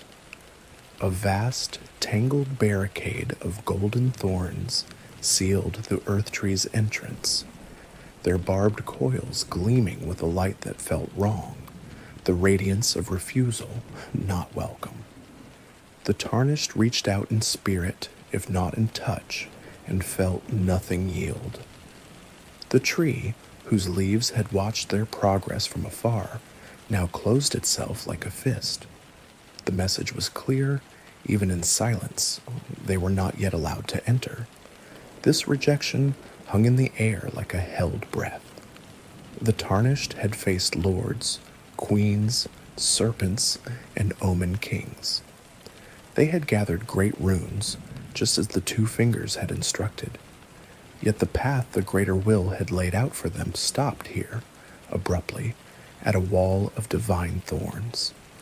Something more was required, something that lay outside the clean lines of grace and the tidy logic of the Golden Order. It was Melina who understood the implications first. Looking upon the thorns, she spoke of a flame that could burn even the Erdtree, a flame older and more terrible than the gentle light that now bathed the plateau. The flame of ruin, chained far to the north in the realm of the last fire giant, was the only power fierce enough to sear a passage through the divine barrier. To reach it would mean walking into the heart of a curse the Golden Order had deliberately buried. At the same time, other whispers reached the Tarnished's ears. Beneath Leyndell, far below the polished marble and golden roots, there was said to be a hidden path, a way into ancient catacombs, and deeper still, into chambers where something other than grace waited. In those suffocating tunnels, the footsteps of the lost and the deranged echoed alongside a disturbing murmur, as if the stone itself remembered words never meant for sane minds. There, beneath the capital, lay the door to another power, the frenzied flame, an outer god of madness and burning, whose gaze did not seek to correct the world's fractures, but to melt them entirely. Its sign was a searing, chaotic yellow, not the soft gold of grace. Where grace guided, this flame consumed. Those who listened too closely to its broken promises risked losing themselves in a sea of shared, raving agony. Thus the Tarnished found themselves standing at a crossroads, even if the roads themselves remained unseen. One path led north, toward the shackled flame of ruin, and the sacrifice required to wield it against the Erdtree's thorns. Another led downward, into the underbelly of the capital, where the three fingers waited to offer an altogether different kind of liberation. Not order restored or gentler law, but the end of all distinguishing boundaries in a single, burning madness. And beyond those choices, like a faint, chilly wind, another possibility still lingered in the dark. Far away, under different stars, Ronnie worked toward an age of stars in which neither grace nor frenzy, neither Erdtree nor yellow flame, would define the future. For now, though, the Tarnished stood before the sealed Erdtree, between a dead omen king and a wall of divine thorns, with grace still glimmering at their back and other less gentle lights beginning to flicker at the edges of their path. The Golden Order had brought them this far. To go further, they would have to step beyond its comfort, into fire, into shadow, or into the cold wind of a different sky. Before the Tarnished could march further into God-made decisions, the land itself insisted on telling its own story. That story lay to the east of Limgrave, where the green faded and the sky sickened into a bruised red twilight. This was Caelid, a place that looked less like a country and more like a lingering wound. The tarnished came to Caelid as many did, almost by accident, following roads that bent the wrong way, chasing rumors of strength or secrets, or simply walking until the world changed around them. Grass thinned into brittle tufts, then into nothing at all. Trees gnawed by unseen rot stood like blackened matchsticks against a horizon stained crimson. Pools of luminous scarlet muck bubbled quietly, digesting whatever had the misfortune to fall into them. The air tasted sour, as if it carried the echo of screams. Once, Caelid had been a more ordinary land, if any place in the lands between could truly be called ordinary. Farms and forts had dotted its plains. Radon, mighty son of Radagon and Renala, had stood as its great guardian, the Red Lion general, beloved by his soldiers, master of both sword and gravity magic. He had learned to command the stars themselves, not to imprison them out of spite, but in order to ride his small, faithful horse, even as his body grew heavy with borrowed cosmic might. Under his watch, Caelid had been harsh, but not yet hell. Then came the battle that legends whispered of with a mixture of awe and dread. Radon against Millennia, blade of Miquella. The shattering had turned siblings and cousins into rivals, each vying for the great runes scattered by Marika's hammer. Malenia, cursed and crowned by scarlet rot, marched with a legion of unwavering knights, their armor etched with lilies, their faith placed entirely in their undefeated commander.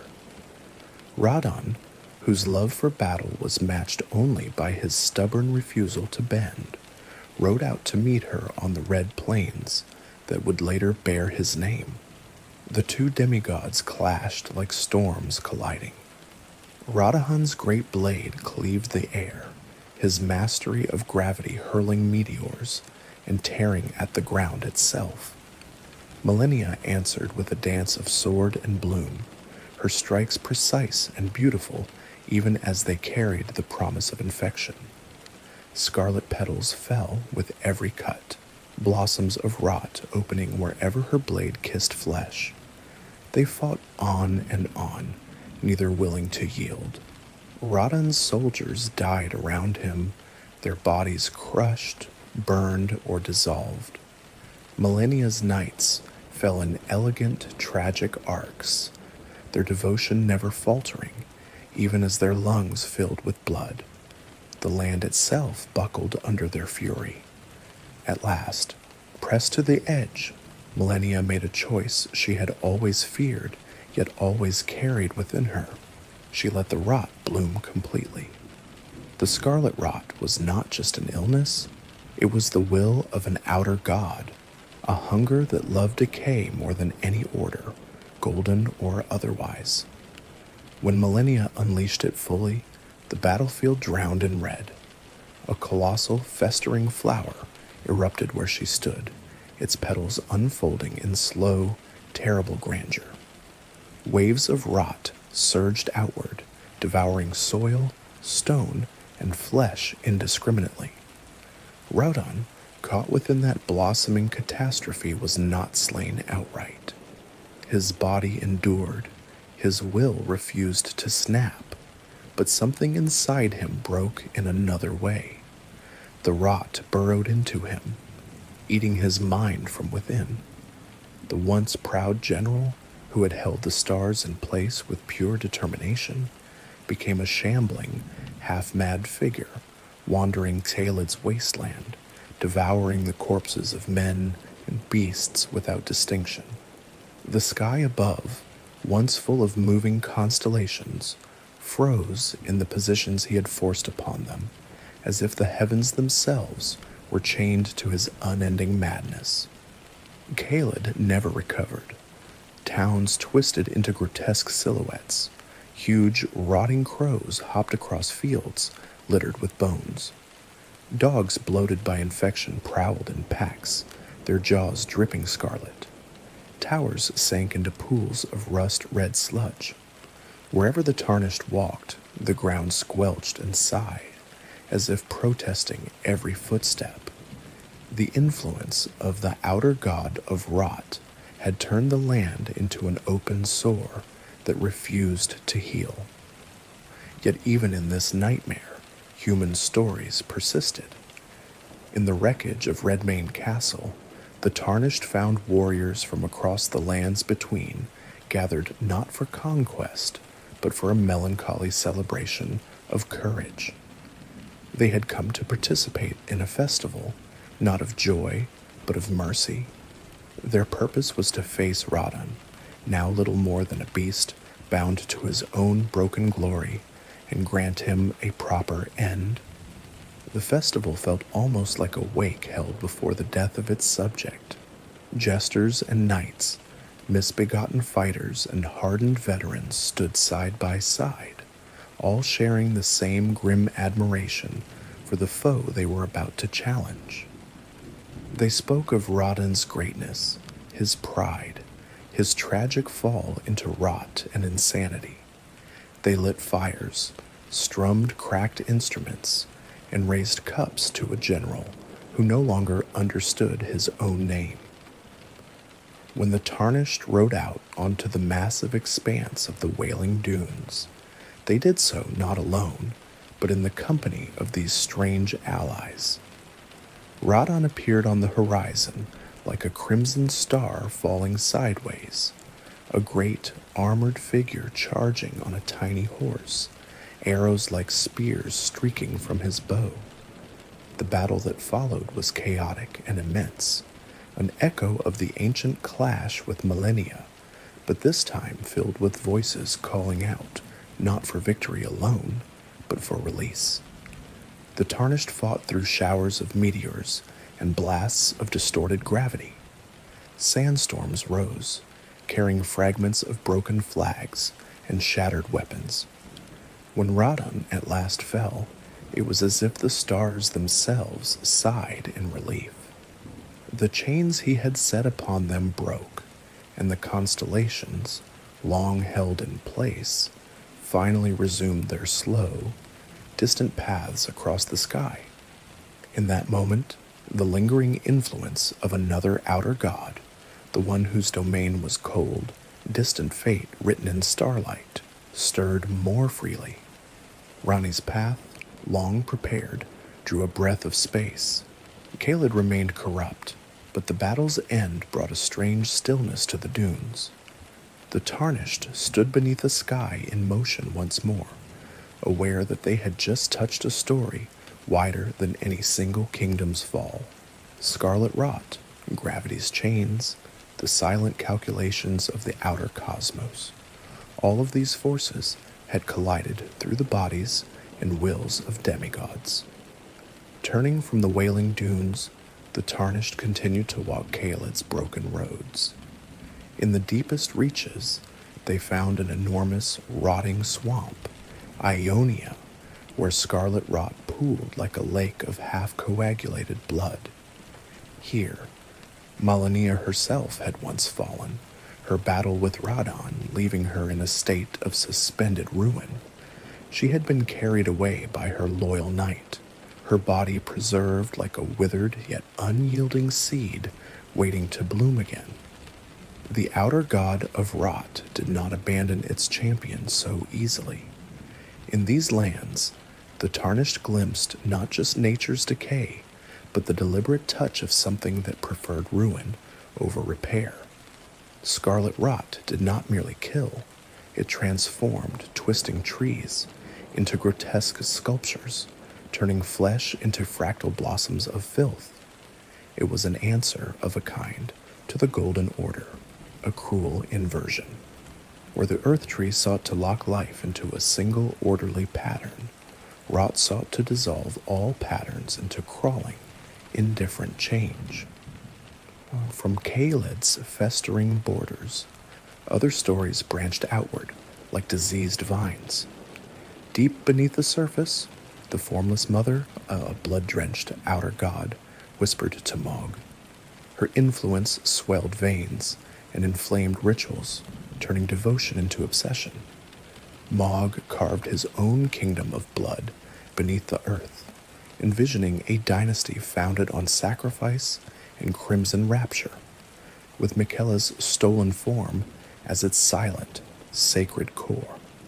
And closer than anyone above ground realized, under Leyndell's polished stones and the Erdtree's roots, the frenzied flame watched all these struggles with a kind of mad patience. To that outer god, there was little difference between Golden Order and Scarlet Rot, between blood-drenched cults and star-bound dreams. All were patterns to be burned away in a single, all-consuming blaze. The Tarnished, moving between Caelid's scarlet horror and Altus's golden unease, had not yet chosen which of these distant, watching powers they would truly answer to.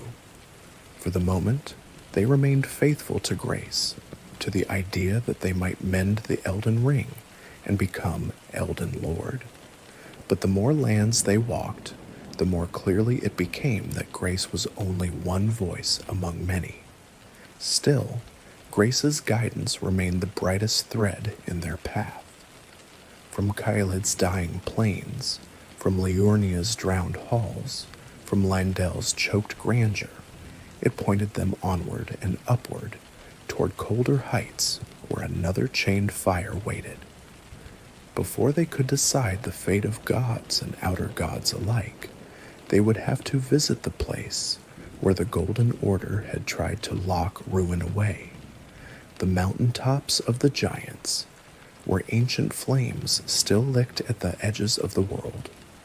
From Caelid's red horizon and Leyndell's suffocating light, grace still pointed north. Its trails of pale gold curved past the capital's highest terraces, beyond the reach of banners and trumpets, toward a land where the air itself seemed to thin into knives.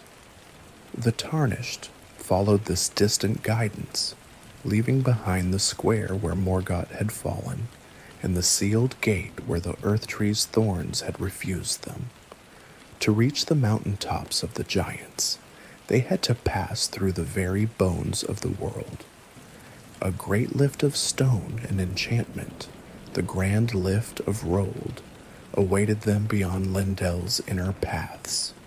A vast mechanism, older than many of the kingdoms that had risen and fallen below it. With the proper medallion, carved and inherited from broken legacies, the Tarnished activated the lift. Stone arms groaned and rotated into motion. The platform shuddered, then began its long ascent. As it rose, the warm air of Altus Plateau thinned and cooled. The sky darkened not with storm, but with height. When the lift finally ground to a halt, the Tarnished stepped out into a land of snow and silence. The mountaintops of the giants stretched before them in endless white, peaks as pierced low-hanging clouds like teeth.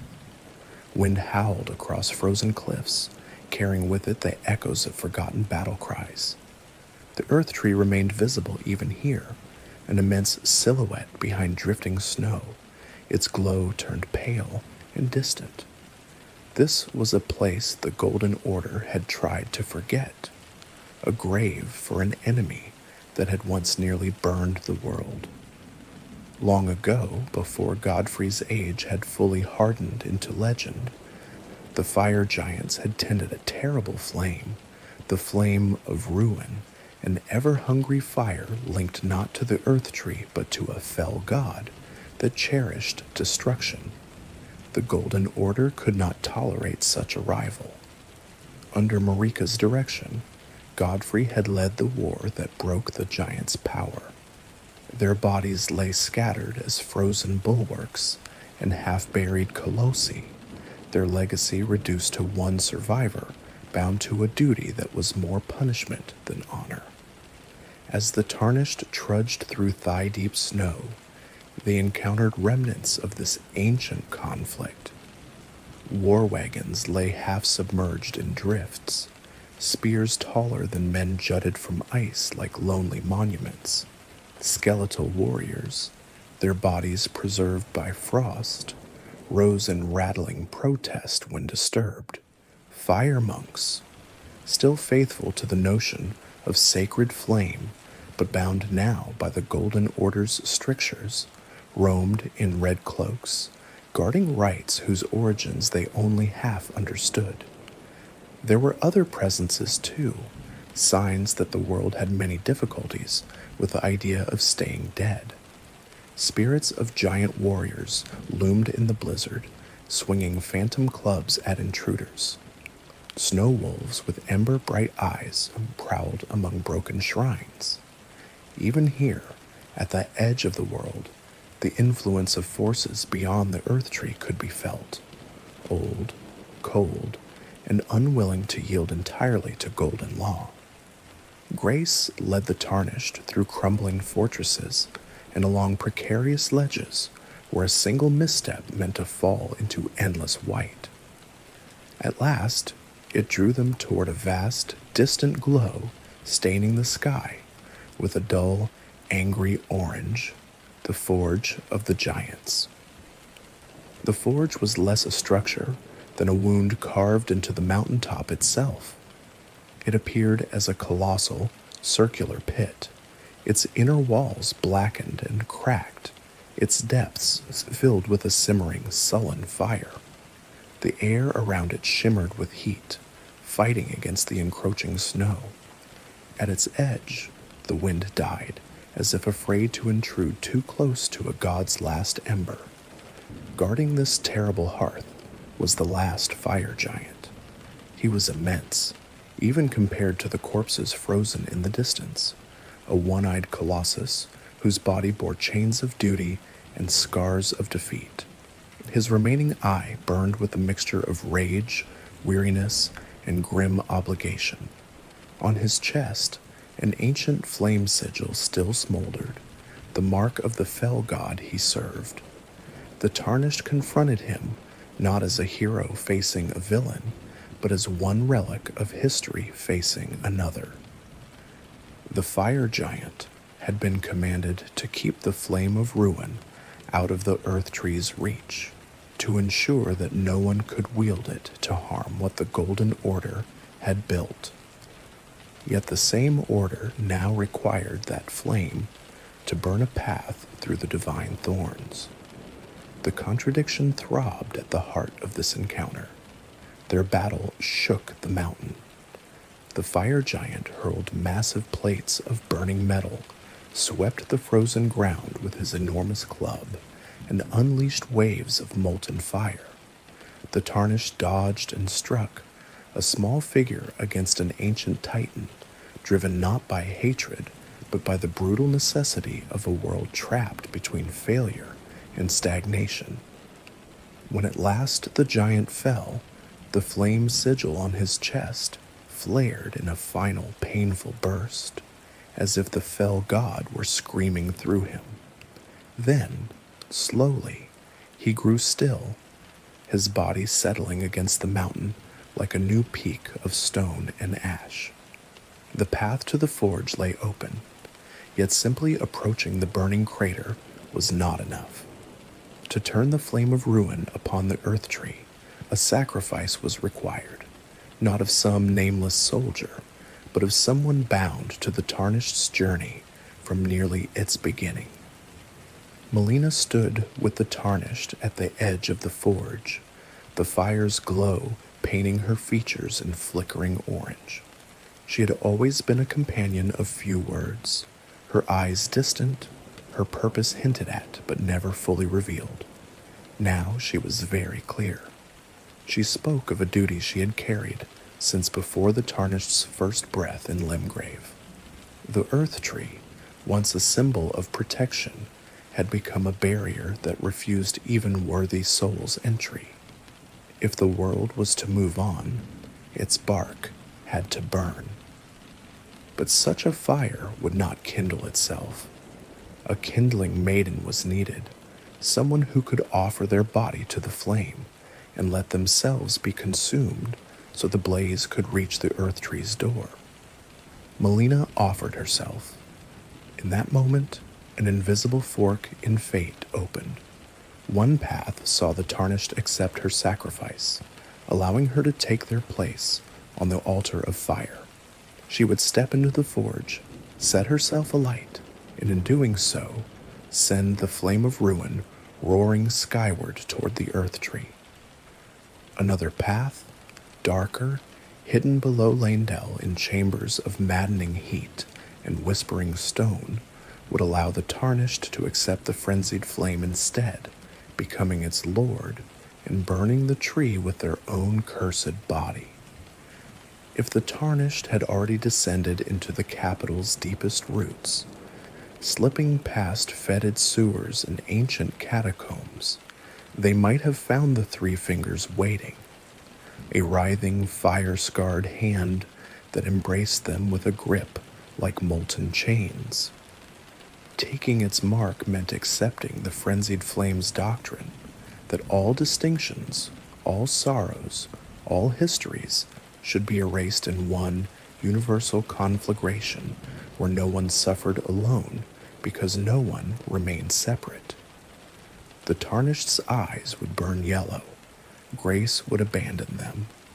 Melina, sensing the betrayal, would depart with a quiet promise to one day bring them the same death they had chosen for the world. But in the gentler telling, the one Grace itself seemed to prefer, the Tarnished did not submit to that madness. They stood with Melina at the forge and allowed her to fulfill the role she had carried like a silent burden.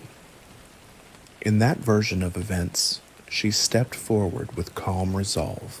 She spoke a final blessing, a farewell threaded with both sorrow and strange contentment.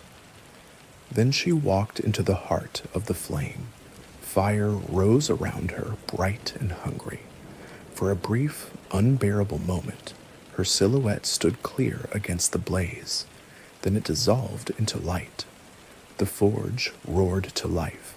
Flames taller than towers surged upward, painted the sky orange, and raced across impossible distances, following paths that no human eye could see. Far away, around the base of the Erdtree, golden thorns began to smolder. Their sacred light twisted, darkened, and finally shrieked into ash. Fire chewed through divine barriers that had stood since the Golden Order's dawn. The world shifted. Leyndell, once the royal capital, found itself drowning in its own undoing. Ash and broken stone rained down as the city transformed into a charred ruin, the ashen capital, where roots, rubble, and cinders fused into a new, haunted landscape. The Erdtree burned not with clean, simple flame, but with a sickly, smoldering glow, its crown wreathed in smoke. The Tarnished, who had stood at the edge of the forge and watched their companion vanish into fire, did not awaken in Leyndell. Instead, they found themselves cast into a place that lay outside the ordinary map of the world, crumbling Farum Azula. Farum Azula hung in a storm-torn sky, its fragments of architecture swirling slowly in a vast, violet tempest. Once, so long ago, it had been a great city of dragons and ancient powers, where the earliest pacts between mighty beasts and cosmic forces had been forged. Now it was a ruin in slow motion, its towers broken into chunks that hung suspended in air, connected by crumbling bridges and gravity-defying stairways. Lightning flickered constantly in the clouds below. Dragons circled above, guarding the last scraps of a forgotten order. Here, the Tarnished walked along stone paths that drifted through the sky. They battled beasts made of warped time and knights whose armor echoed ages no one alive remembered.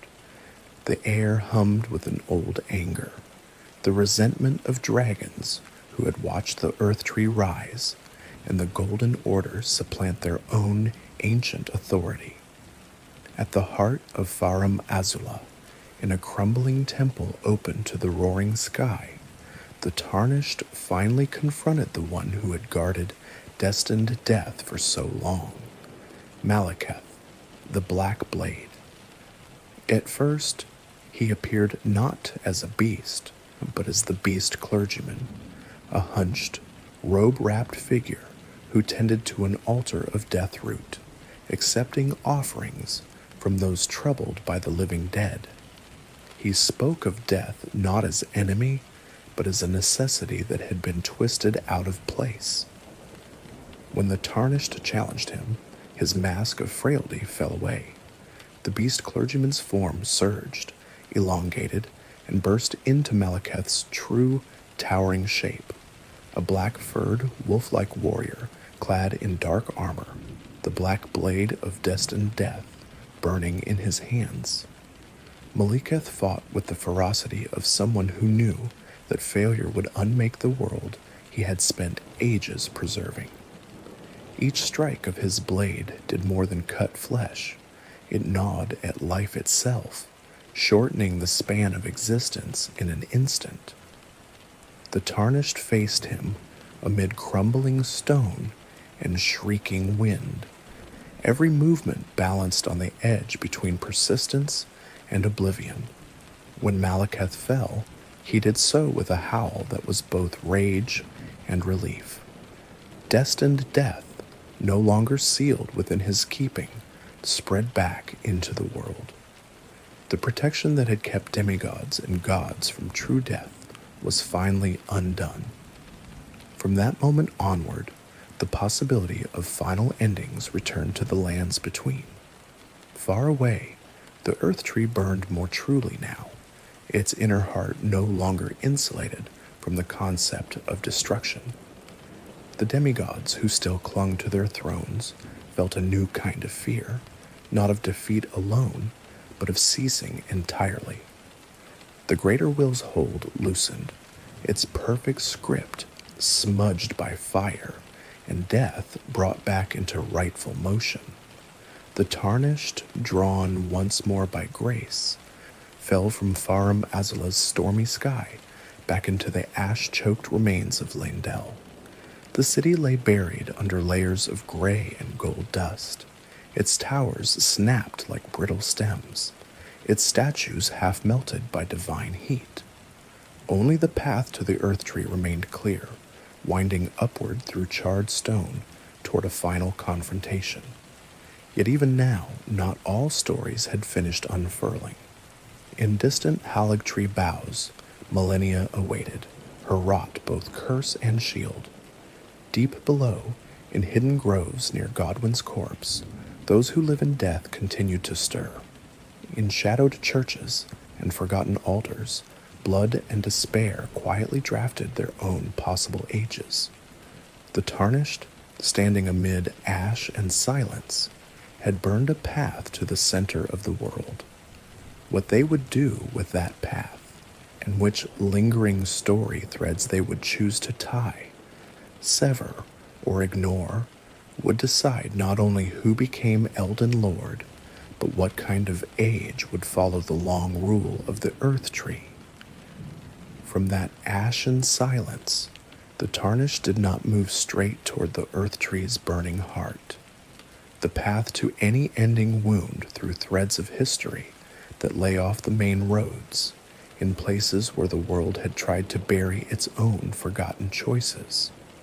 Grace still pointed forward, yes, but other lights, colder, stranger, waited in the dark beneath. One such thread began long before the ashen capital, when Radon fell and the stars started to move again. His death had not only freed the constellations, it had loosened something bound deep under Limgrave's soil. One night, while the Tarnished stood beneath a sky that at last remembered how to drift, A star screamed down from the heavens like a violet spear and smashed into the earth near Mistwood. The ground shuddered for miles. When the dust cleared, there was a new wound in the land, a vast crater whose sides glowed faintly, as if a piece of the night sky itself had been driven into the world. At the crater's base waited an entrance not to a simple cave, but to another layer of the lands between, Nokron, the Eternal City. Descending into Nokron felt like falling into a reflection. Far below the surface, the tarnished walked streets paved in pale stone, under a false sky where stars hung motionless, painted onto a vast arched ceiling of crystal and illusion.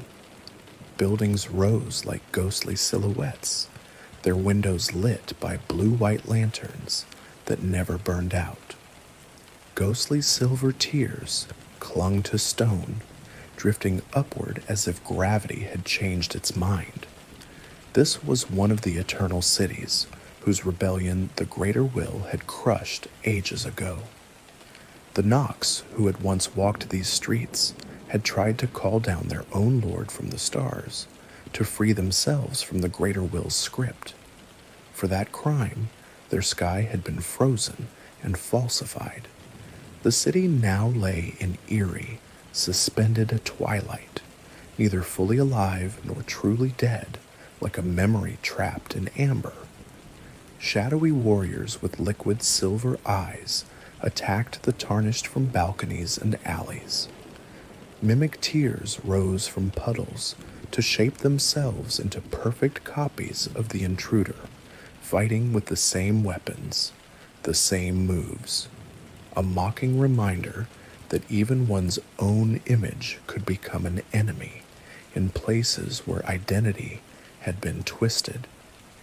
Strange, snake-like beings slithered along the edges of the city's plazas, their presence hinting at forgotten experiments with forms and souls. Further down, beyond collapsed bridges and plazas bathed in moonlight that came from nowhere, lay a deeper shadow. Noxtella, twin to Nokaron, another eternal city built along the banks of underground rivers that glowed with cold, blue luminescence. There, giant silver spheres rolled through shadowed halls, their surfaces reflecting distorted images of everything they passed.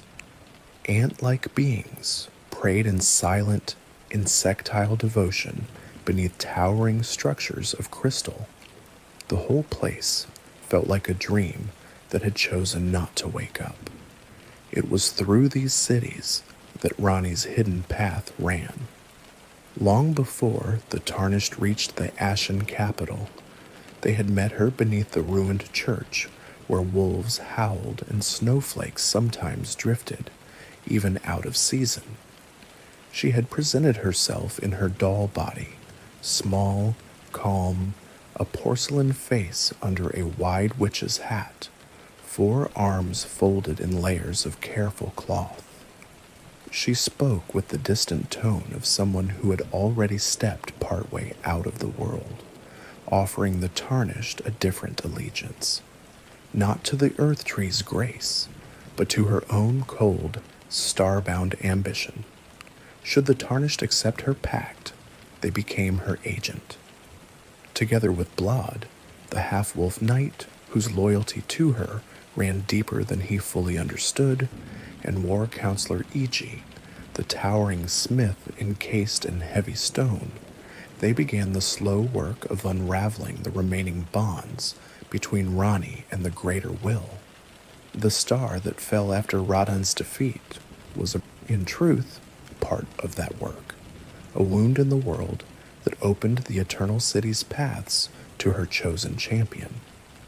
In Nokron, the Tarnished found the Fingerslayer blade, a slender, dreadful weapon crafted for one specific purpose, to strike at the 2 fingers who spoke for the greater will. When they brought it back to Rani, she accepted it without triumph, as if crossing a line she had always known she would cross. Somewhere, unseen, A set of massive, fleshy digits shuddered and fell into stillness, their capacity to interpret divine will severed. From there, Rani led her follower deeper still, beyond the known geometry of the lands between. A hidden lift in Liurnia carried them high into a world of frozen peaks and moonlit ruins, an abandoned cathedral where pale wolves slept in the snow, and beyond that, a spiral of stone stairs leading down into wide chambers through which ghostly, star-like moats drifted. Here was the Lake of Rot, a vast, glowing expanse of crimson miasma, its surface sluggish and hateful. Pillars of twisted stone jutted from the rot, half swallowed, ancient constructs, their bodies corroded yet still moving, guarded crumbling walkways that led toward a distant, looming structure. To cross this lake was to defy the outer god of rot itself, each step a negotiation with dissolution. The tarnished wrapped themselves in charms and incantations, waded through the burning mire, and kept moving even as their flesh screamed. On the far side lay a coffin, a strange relic that floated like a boat upon hidden currents. Climbing inside, the tarnished allowed themselves to be carried down into deeper shadow. There, they confronted a being who had once served as an executioner of the Greater Will's enemies, Astel, natural-born of the Void. Astel floated in an abyssal chamber, a monstrous constellation of chitin and eyes, its tail a scorpion stinger made of stars. It was said that creatures like Astel had once destroyed entire civilizations at the Greater Will's command, perhaps even the eternal cities themselves. Its presence here, guarding the final approach to Rani's destined chamber, was a reminder that the powers she opposed were not merely theological, but vast and cosmic. The Tarnished battled Astel under a sky that did not belong to the surface world. Its attacks bent space, shattered stone, and tried to erase the intruder as if erasing a flaw from a painting. When it finally fell, the silence that followed was almost gentle. A locked gate beyond gave way, and the Tarnished passed into the last, hidden stretch of Rani's path. They emerged atop a high plateau, bathed in eternal night, where a ruined cathedral sat beneath a moon that seemed far closer than it ever did over Liurnia. Here, the air felt thin and crystalline, as if every breath contained a sliver of starlight. At the center of this place stood a ring of ancient stone, open to the cosmos, a stage prepared for a very different kind of coronation. Rani waited there, her doll form illuminated by the pale glow of a spectral moon. With her she carried a blade not forged by ordinary smiths, but gifted by an older order of existence, the Dark Moon Greatsword. It thrummed with quiet power, an echo of cold stellar light, a counterpoint to the sun gold that had long dominated the lands between. If the Tarnished had walked with her faithfully, severing ties to the two fingers, helping her cast off her final bindings to the Greater Will, then this was where their shared path culminated. Rani, who had once used destined death to free herself from the Erdtree's claim, now offered something in return, a role at her side as she stepped beyond the world she had known. The Age of Stars was not like the Golden Order's rule, nor like the all-burning madness of the frenzied flame. It did not promise immediate comfort or simple, glowing unity. It promised a distance and time and freedom from a single, overriding will. In that possible ending, Rani would become a god guiding the world along a path lit by far-off stars, not a tree rooted in one land. The Tarnished would become her consort, accompanying her in a departure that could last 1,000 years, a slow glide into an era where fate was not hammered flat by any single god's decree. For now, that future remained only a potential. The Tarnished, who stood in the Ashen capital, carried all of these possibilities within them like invisible burdens. They had traced Rani's star-lit path into the depths and heights of the world, seen the eternal city's frozen defiance, and felt the slow, quiet pull of an age that lay beyond both grace and fire. Yet there were still other stories to walk, other gods, and almost gods whose endings had not yet been written. In the north, under a failing artificial tree, the dream of a gentler order waited, guarded by a scarlet warrior who had never known defeat. And beneath the earth, in a palace of red stone and black thrones, a lord of blood sharpened his plans around the sleeping form of a boy who had once wanted to save everyone. And while Rani's cold path stretched toward distant stars, another, very different hope had taken root much closer to the earth. It did not grow from the Erdtree's vast trunk, nor from the void beyond the firmament, but from the quiet sorrow of a boy who had looked at the Golden Order and seen too many people left outside its light. That boy was Miquella. Miquella, twin to Millennia, had been born under the twin burdens of cursed childhood and impossible expectation. He would never grow to full adulthood in body, no matter how many years passed. Yet within that small frame lived a mind both gentle and brilliant, a heart that ached not for dominion, but for inclusion.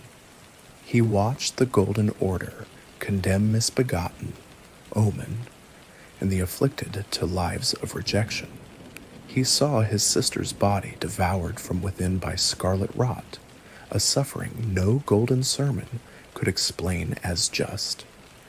So he began to spin a different dream. Miquella's answer was not rebellion in blood or open war, but the crafting of another tree, a rival grace that might welcome those the Erdtree had cast aside. He poured his strength, knowledge, and very essence into creating an Empyrean vessel of his own design, the Erdtree, hidden far to the north, beyond snowfields and secret paths. It was not meant to replace the Erdtree's majesty. It was meant to shelter those who had nowhere else to stand. To reach it, the Tarnished had to travel beyond even the Mountaintops' howling winds. A hidden medallion, its halves scattered and jealously guarded, unlocked an alternate path at the Grand Lift. With it, the lift shifted, stone arms turning in a different secret rhythm. Instead of rising only to the giant's domain, it carried the Tarnished sideways into the consecrated snowfield, a vast, blinding expanse where snow fell in dense sheets, muffling sound and swallowing footprints in moments. Here, everything felt half erased. Albinorics, artificial life forms once crafted as servants, now seeking their own meaning, wandered in small, frightened bands. The remains of caravans lay half buried, their drivers frozen in poses of final, feudal resistance. In the distance, towering walking mausoleums trudged through the blizzard, bells tolling mournfully within their stone shells. Through this white nothingness, the Tarnished followed faint hints and scattered clues until they came upon a strange village of windmills and frantic dancer worshippers, a place where giddy madness tried to paint over quiet tragedy. Beyond it, a shimmering portal, a gateway woven into the fabric of space by Miquella's careful will, waited atop a secluded rise. Stepping through, the Tarnished left behind the deafening snow. They arrived in the shadow of Miquella's dream. The Erdtree rose above them, like a pale reflection of the Erdtree, its bark silver white, its leaves tinged with a softer, gentler gold. It did not dominate the sky so much as cradle the small settlement built among its roots and branches. This was Elphael, brace of the Erdtree, a fortress and sanctuary entwined. Bridges wrapped around the tree's trunk, connecting keeps and chambers to living wood. The air here felt both sacred and fragile, as if one sharp noise might break the illusion of safety. But sanctuary, in the lands between, never remained untouched for long. Miquella himself was no longer present in the way his followers had hoped. In the depths of Elphael, buried in a great thorned cocoon, his body slept in a state of unfinished transformation. He had attempted something desperate, to shed his cursed, eternally youthful form and become something new through a self-woven miracle. In that vulnerable state, he had been stolen, torn from his Erdtree, and carried away by someone who saw in him not a healer, but a prize. Mog, Lord of Blood, had crept into Miquella's dream while it was still soft and unfinished. Far beneath the earth, in Mogwin Palace, a realm of crimson stone and black sky, lit by a blood-red moon, he had taken Miquella's cocoon as the centerpiece of his twisted dynasty. Around it, he gathered followers who bathed in blood, carved scripts of devotion into their own flesh, and worshipped a formless mother, an outer god of blood and swelling desire. Mog imagined that when Miquella finally awoke, he would do so as co-founder of a new age, an empire of blood and blessing, with Mog as its scarlet king. But in Elphael, where people had once come seeking Miquella's gentle refuge, only absence remained. The Erdtree, deprived of its maker's constant tending, had begun to fail. Scarlet rot seeped into its roots, invited or at least tolerated by the one who had sworn to guard it, Malenia. Malenia had sworn herself to her brother's dream. As Blade of Miquella, she stood as the Erdtree's foremost protector, her every breath a vow to keep his sanctuary safe until he returned. When she limped back from the battle with Radon, body mutilated by rot's bloom and mind held together by sheer will, she chose the Erdtree as her last stronghold. Here, she would wait for Miquella's awakening. Here, she would crush any who threatened his hope. The price of that defense, however, was that the rot she carried could no longer be contained. It dripped from her like poison from a sealed jar with a single, fatal crack. The Erdtree's lower reaches became infested with rot blossoms and crawling corruption. Cleanrot knights, fanatically loyal soldiers, who chose to stand beside Malenia, despite the disease eating them from within, fought on decaying legs, their armor polished, but their flesh beneath riddled with holes. Insects buzzed around pools of glowing filth. Branches sagged under the weight of fungal tumors that glimmered faintly in the half-light. The tarnished, climbing the Erdtree's winding paths, fought through ranks of weary defenders and rot-born monstrosities. They crossed bridges slick with crimson, passed under roots where the tree itself seemed to shudder in pain, and pressed deeper into the heart of Miquella's failing refuge. Above them, wind sighed through leaves that had once promised healing and now rustled with whispers of abandonment. At the Erdtree's uppermost sanctum, amid a chamber open to a dim, distant sky, they found Malenia. She stood barefoot in a pool of shallow water, her red hair flowing over armor that was both delicate and battle-worn. A prosthetic limb of intricate workmanship replaced one of her arms. Beneath her helmet burned eyes that had seen only struggle and refusal. Behind her, an enormous carved blossom loomed, a tribute to the rot she both wielded and endured. When she spoke, her words carried neither arrogance nor apology. She simply named herself Malenia, Blade of Miquella. In that title lay her entire identity, not as a queen, not as a ruler, but as a sword raised in defense of someone else's gentler dream. The Tarnished had come this far, and so she could not let them pass, whether they meant harm or help. Their battle was a dance on the edge of a knife. Malenia moved with impossible grace, each step sending ripples through the water at her feet. Her sword strikes were swift and precise, and each time she drew blood, Rot's blessing returned strength to her limbs. The Tarnished had to treat every mistake as a lesson rather than a doom, learning the rhythm of her attacks as one learns the verses of a difficult song. When at last they struck her down, something ancient and buried surged to the surface. The rot within her, long restrained, erupted. Malenia's second form left behind human symmetry. She emerged as the goddess of rot, her body crowned with a monstrous bloom, her voice echoing as if spoken from within an endless, festering flower.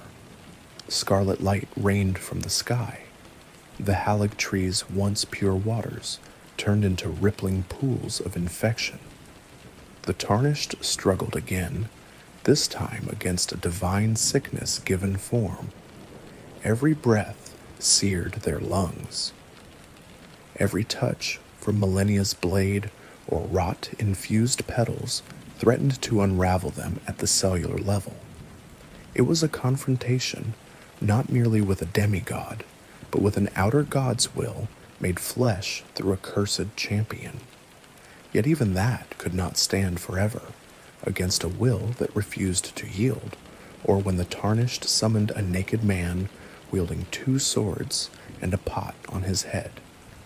When Malenia finally fell, the rot around her erupted in a final, brilliant bloom, then slowly began to quiet.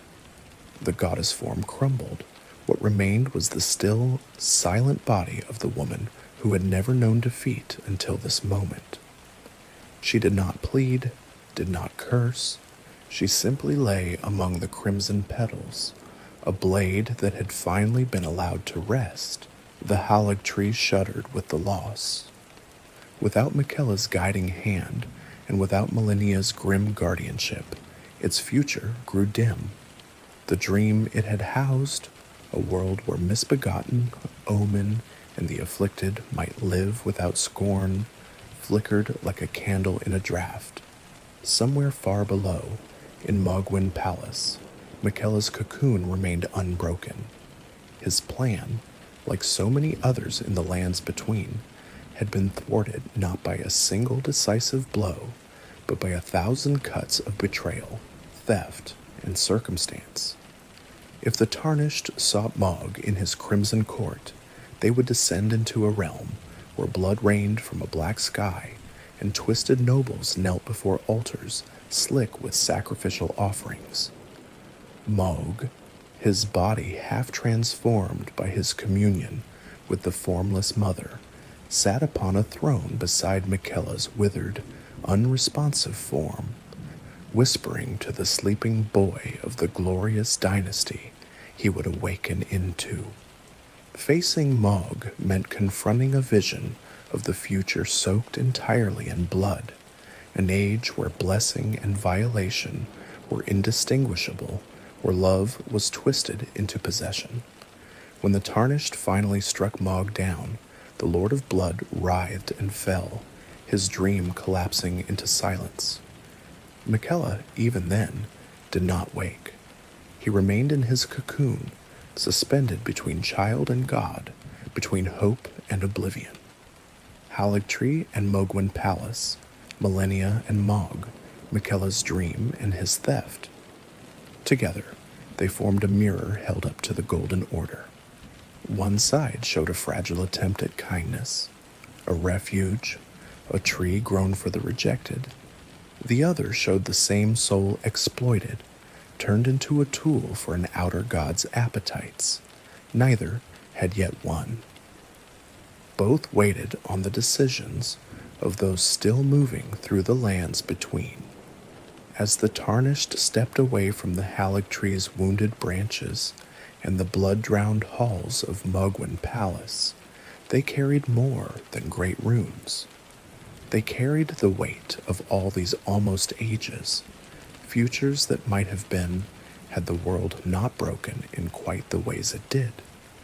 Ahead still waited the ashen capital, the burning Erdtree, and the broken shape of the Elden Ring itself. Beneath their feet, the frenzied flame still whispered from the dark. Around them, those who live in death stirred under the influence of a different, quieter hope. And above it all, like a question carved into the sky, the possibility remained. What kind of age would the Tarnished choose when at last they stood before the principle that had ruled the lands between for so long? Even as those questions weighed on the Tarnished, grace continued to pull them back toward the same deep wound in the world, the one that had first begun to fester when Godwyn died the wrong kind of death. For all the battles against demigods and dragons, blasphemers and rot-born goddesses, the story of the lands between still hinged on something quieter and older.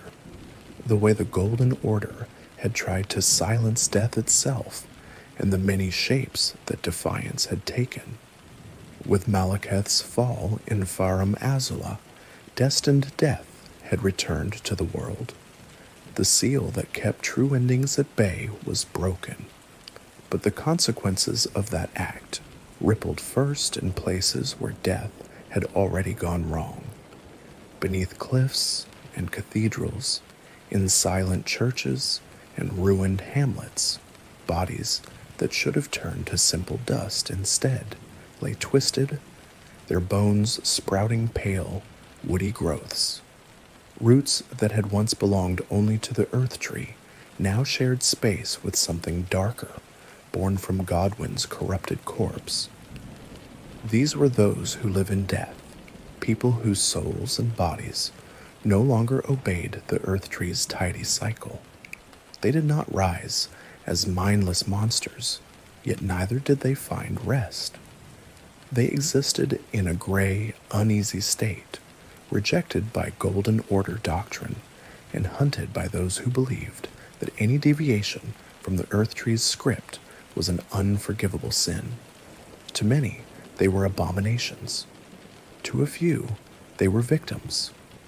Among their few defenders was a woman draped in funeral cloth and soft sorrow, Fia, the deathbed companion.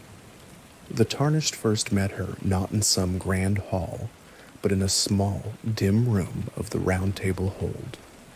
There, by a simple bed and a flickering candle, she offered something that seemed almost out of place amid all the talk of conquest and godhood and embrace.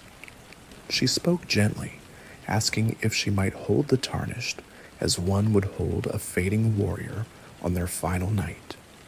In that closeness, she took on their warmth and pain, sharing a fragment of their vitality with the quiet persistence of someone who had made a life from comforting the dying. Many turned away from her with suspicion, warned by others that her embrace sapped strength. Yet beneath that surface lay a different purpose. Fia sought not to weaken heroes, but to gather together the scattered, misunderstood fragments of a death that the Golden Order had refused to acknowledge. She had come to the lands between to seek the Prince of Death, Godwyn, whose soul-slain body continued to twist the land around him. She did not intend to destroy him. She meant to reshape his fate, and through him, the fate of all who lived in death. Fia's path led the Tarnished into catacombs filled with deathroot, into cemeteries where skeletal guardians knelt in endless vigil. Along the way, they encountered others drawn into the conflict around death's role in the world. Dee, a grim hunter of those who live in death, wore armor etched with holy script and carried ashes of deep resentment. To him, anything touched by Godwyn's corruption had to be cut away, no matter how much it cried or begged. He and his twin, hidden behind a barred door and a veil of silence, had devoted their lives to hunting down necromancers and undead alike, trying to excise the infection from a system that had created the very conditions for it. Fia saw something different. She looked upon the undead and the unquiet with tenderness rather than disgust. Where the Golden Order preached that their existence was a stain, she wondered whether they were simply casualties of a choice the world had never reconciled with, Marika's decision to steal destined death from the ring. In those condemned to live in death, she saw the proof that life and death could no longer be separated cleanly. They had tangled and perhaps needed a new law to govern them. Following her trail, the Tarnished eventually descended into deep-root depths, a hidden forest buried beneath Leyndell's foundations. Here, ancient roots twisted into a cathedral of wood, dripping with sap and ghostly light. Water pooled in quiet basins. Winged, pallid creatures perched among branches, like pale, sorrowful statues. At the center of this underground world lay a hollowed clearing where roots converged into a massive, grotesque growth, the visible manifestation of Godwyn's corpse-spawned corruption. Faces, half-formed and anguished, swam through the bark and wood as if seeking a way out. It was here, in this strange, drowned grove of roots and sorrow, that Fia finally found what she had been seeking. She stood near the Prince of Death's great, malformed presence, her eyes heavy with both grief and purpose. When the Tarnished arrived, she welcomed them not as conquerors, but as witnesses to a choice she could not make alone. Her intention was bold in its quietness, to take into herself the seed of the Prince of Death, and with it, to create a new kind of blessing, an age in which those who live in death would no longer be hunted, but acknowledged. If destined death had returned to the world through Malekith's fall, then death itself could once again take its rightful place. Yet for those already trapped between life and passing, a different path was needed, one that offered release from persecution without simply erasing them. Of course, the Golden Order did not agree. When Fia lay down to embrace Godwyn's legacy more fully, an ancient guardian rose from the roots to stop her and the Tarnished both, Lich Dragon Fortisax, a thunder-wreathed dragon who had once been friend to Godwyn in life. Bound now to the corrupted Prince of Death, Fortisax's role had shifted from companion to unwilling sentinel, trapped between protecting an old bond and enforcing the Erdtree's denial of new forms of death. The battle beneath the dripping roots was lit by crimson lightning and the glow of tarnished gold. Fortisax raged not with hatred, but with the despair of a creature whose world had been shattered and rewoven into something hateful. When the Tarnished at last brought the great dragon down, they did so not in glee, but with the heavy knowledge that another ancient loyalty had been severed. After the Lich Dragon's fall, Fia lay on a stone slab, weakened but resolved. In her arms, she cradled the idea of a different future, a vision of an age of duskborn, shrouded in mist, where those who live in death would be folded into the world's story instead of chased from it. The Tarnished, standing beside her, could choose to take up that vision, to collect the mending rune of the Death Prince she left behind, and carry it with them toward the broken Elden Ring. If used at the moment of mending, that rune would weave death and life together in a new way, spreading a gentle twilight veil over the lands between. Under such an age, graveyards would no longer be places of fear. They would be thresholds. The living and the dead would share the same fog-softened world, neither fully sundered nor unnaturally fused. It would not be a bright golden morning, nor a night of complete oblivion.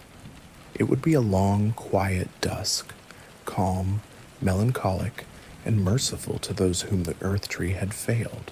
Yet the age of Duskborn was only one of several strange endings, forming like new buds on the broken tree of history. Elsewhere in the lands between, another figure moved through filth and misery with a very different dream. The loathsome dung-eater, bound for most by rusted chains and disgust, saw in the Golden Order's obsession with purity not a mistake to correct, but an opportunity to invert. He believed that curses should not be confined to a few, they should be spread to all. To him, defilement was a universal destiny that ought to be embraced. His armor stank of rot and fouled blood. His deeds etched themselves into the minds of those who encountered him like scars. If the Tarnished chose to aid him, gathering seedbed curses, listening to his ravings, releasing him from his restraints, they would be offered a different kind of mending rune, the rune of the fell curse. With it, they could shape a blessing of despair, an age where every soul bore the same defilement, where no one would be singled out, because everyone would be equally damned. It was a terrible parody of equality, a mirror held up to a world that had always divided people into pure and impure, chosen and rejected. Between Fia's quiet embrace and the dung-eater's grotesque creed, the Tarnished saw two extremes of response to the Golden Order's failure to handle death and impurity. One sought a soft reconciliation, a twilight where the excluded could finally rest. The other sought to pull everyone down into the same mire, erasing any illusion of untouched holiness. These choices did not announce themselves with trumpets. They appeared as small, private decisions in forgotten places, an embrace in a hidden room, a pact whispered in a stinking cell, a hand extended to a woman who lived among the dead, or to a man who wanted to drag the living down into his filth. By the time the Tarnished returned to the Ashen Capital, they carried these options like invisible runes etched onto their soul, whether they had fully realized it or not. Now all the strands were in place. Rani's distant stars, Miquella's failed refuge and millennia's rot, Mog's blood-drenched dynasty that wasn't, Fia's dusk, the dung-eater's despair, the frenzied flame's madness, and the lingering hope that some remnant of the Golden Order might still be refined rather than discarded. Ahead, in the heart of the Ashen Capital, waited the last guardians of the Erdtree's broken law, and beyond them, the Elden Beast itself, still burning with the greater will's distant intention. When the Tarnished next raised their weapon, it would not be just against a single foe, but against the accumulated weight of everything the lands between had ever called order. The Ashen Capital did not welcome the tarnished so much as tolerate their return. Where once Leyndell had gleamed with polished stone and carefully tended avenues, now it lay smothered under layers of gray dust. Towers that had stood proud and straight were snapped or leaning, as if the city were a forest after a wildfire, trunks charred and hollow. The Erdtree overhead no longer shone with comforting gold. Its crown was wreathed in a slow, smoldering fire, its light turned into something harsher, like embers drifting from a distant pyre. The paths the Tarnished had walked before were now choked by collapsed arches and drifting ash. New roots had opened where entire walls had fallen away. They picked their way through streets lined with statues whose faces were half melted, features slumped into expressions of permanent sorrow. Root and ruin tangled together so thoroughly that it was hard to tell where the city ended and the Erdtree's overgrowth began. Grace still flickered, faint but steady, guiding them through this graveyard of a capital. Yet it was no longer the only presence watching. The air here was thick with lingering will, the convictions of those who had died defending the Golden Order, the regrets of those who had betrayed it, the unresolved questions of a god-bound law that refused to admit its own mistakes. Every footstep stirred echoes. In one of the ruined chambers of what had once been the Round Table's distant reflection, the Tarnished came face to face with a familiar figure, Gideon Ofnir, the All-Knowing. He had followed them in spirit throughout their journey, sending advice, warnings, and demands through the Round Table hold. He had collected knowledge of demigods and outer gods, their weaknesses and obsessions, with the ravenous focus of a man who believed that if he only knew enough, he could control the shape of history. Now, armor on, staff in hand, he stood not as a mentor, but as a final examiner. Gideon had come to a conclusion. The Tarnished must not be allowed to claim the Elden Ring. In his calculations, any would-be Elden Lord was simply another possible tyrant, another hand on the same old lever of absolute power. He chose to stand in the Tarnished's way, not as a champion of the Golden Order exactly, but as a man terrified of what might come if the cycle continued unchecked.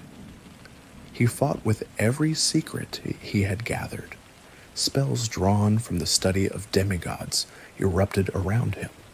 Honed shards of glintstone, eruptions of bloodflame, bursts of black sorcery that hinted at contact with forbidden forces.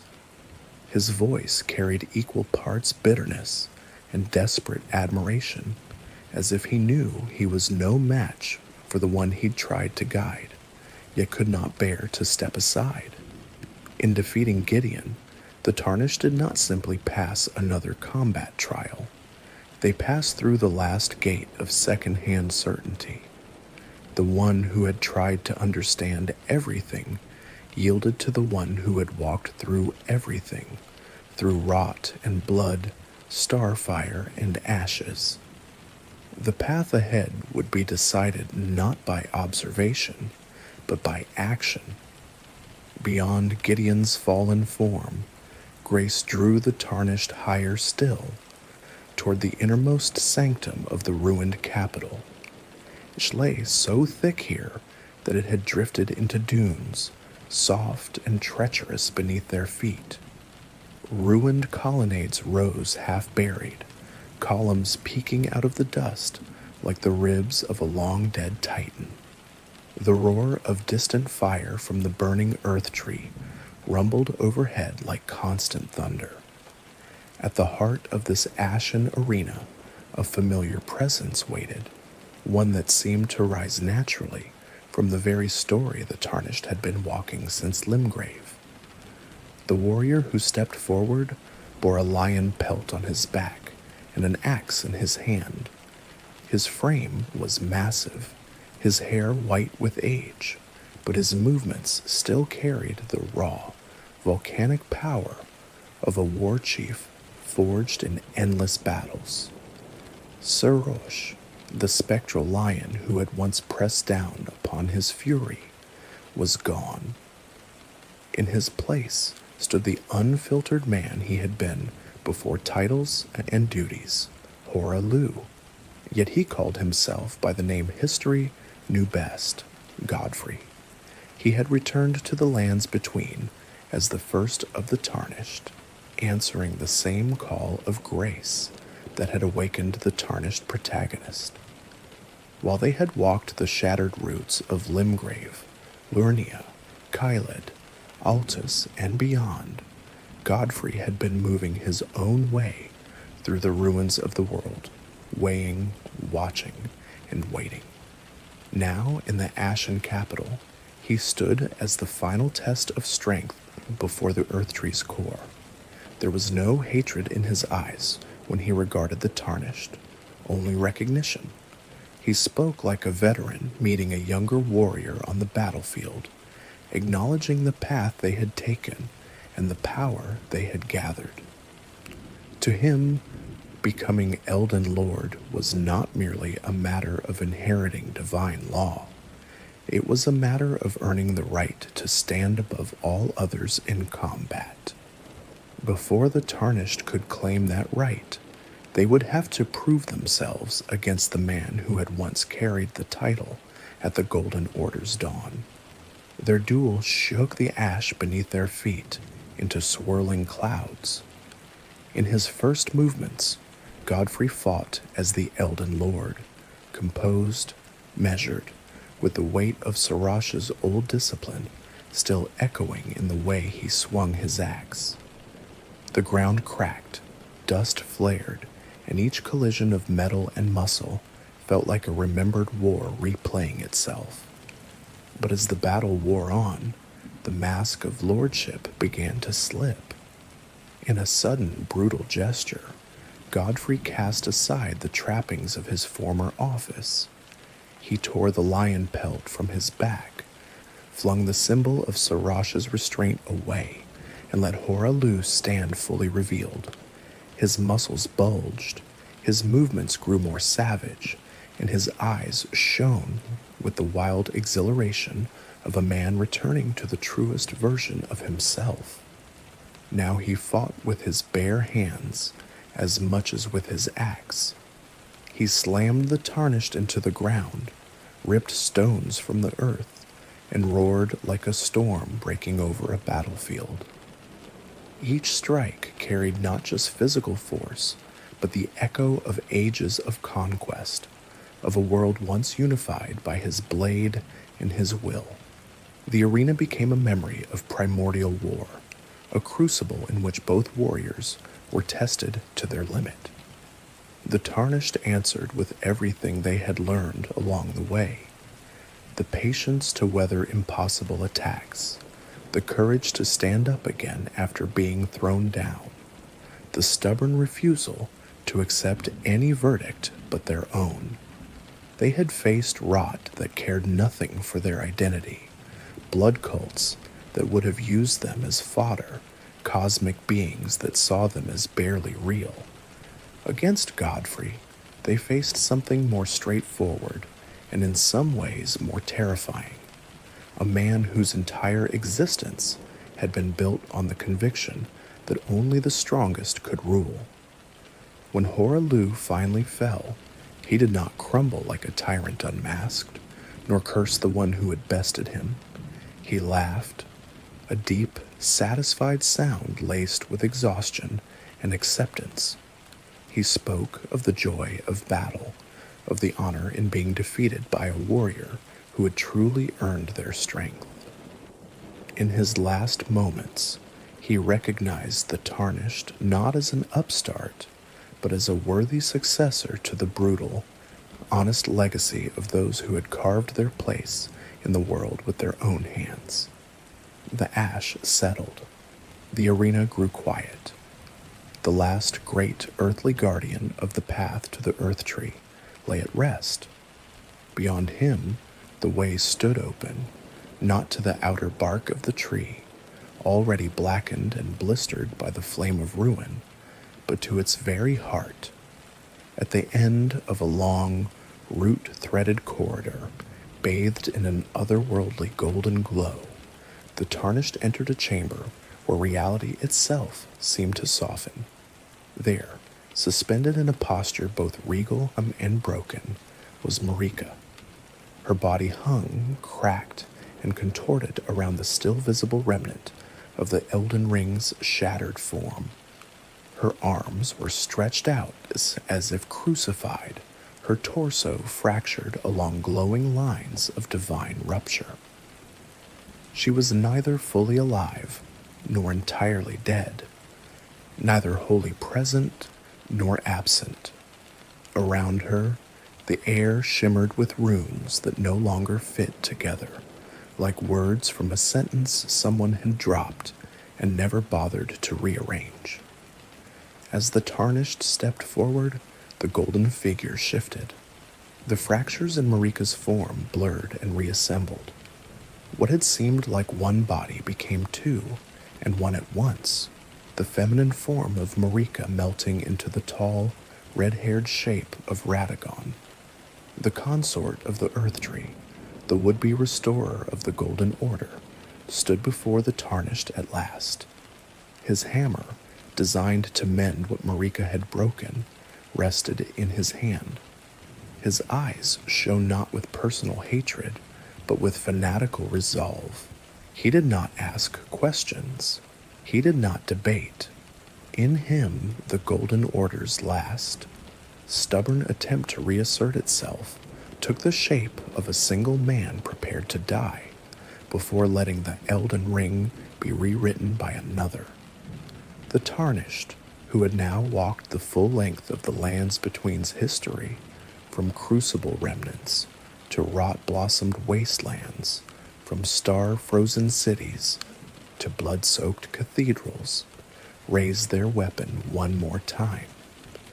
Before they could decide what kind of age would follow, they would have to pass through the very heart of the Old One, a duel against Radagon, and beyond him, the living embodiment of the Greater Will's law itself.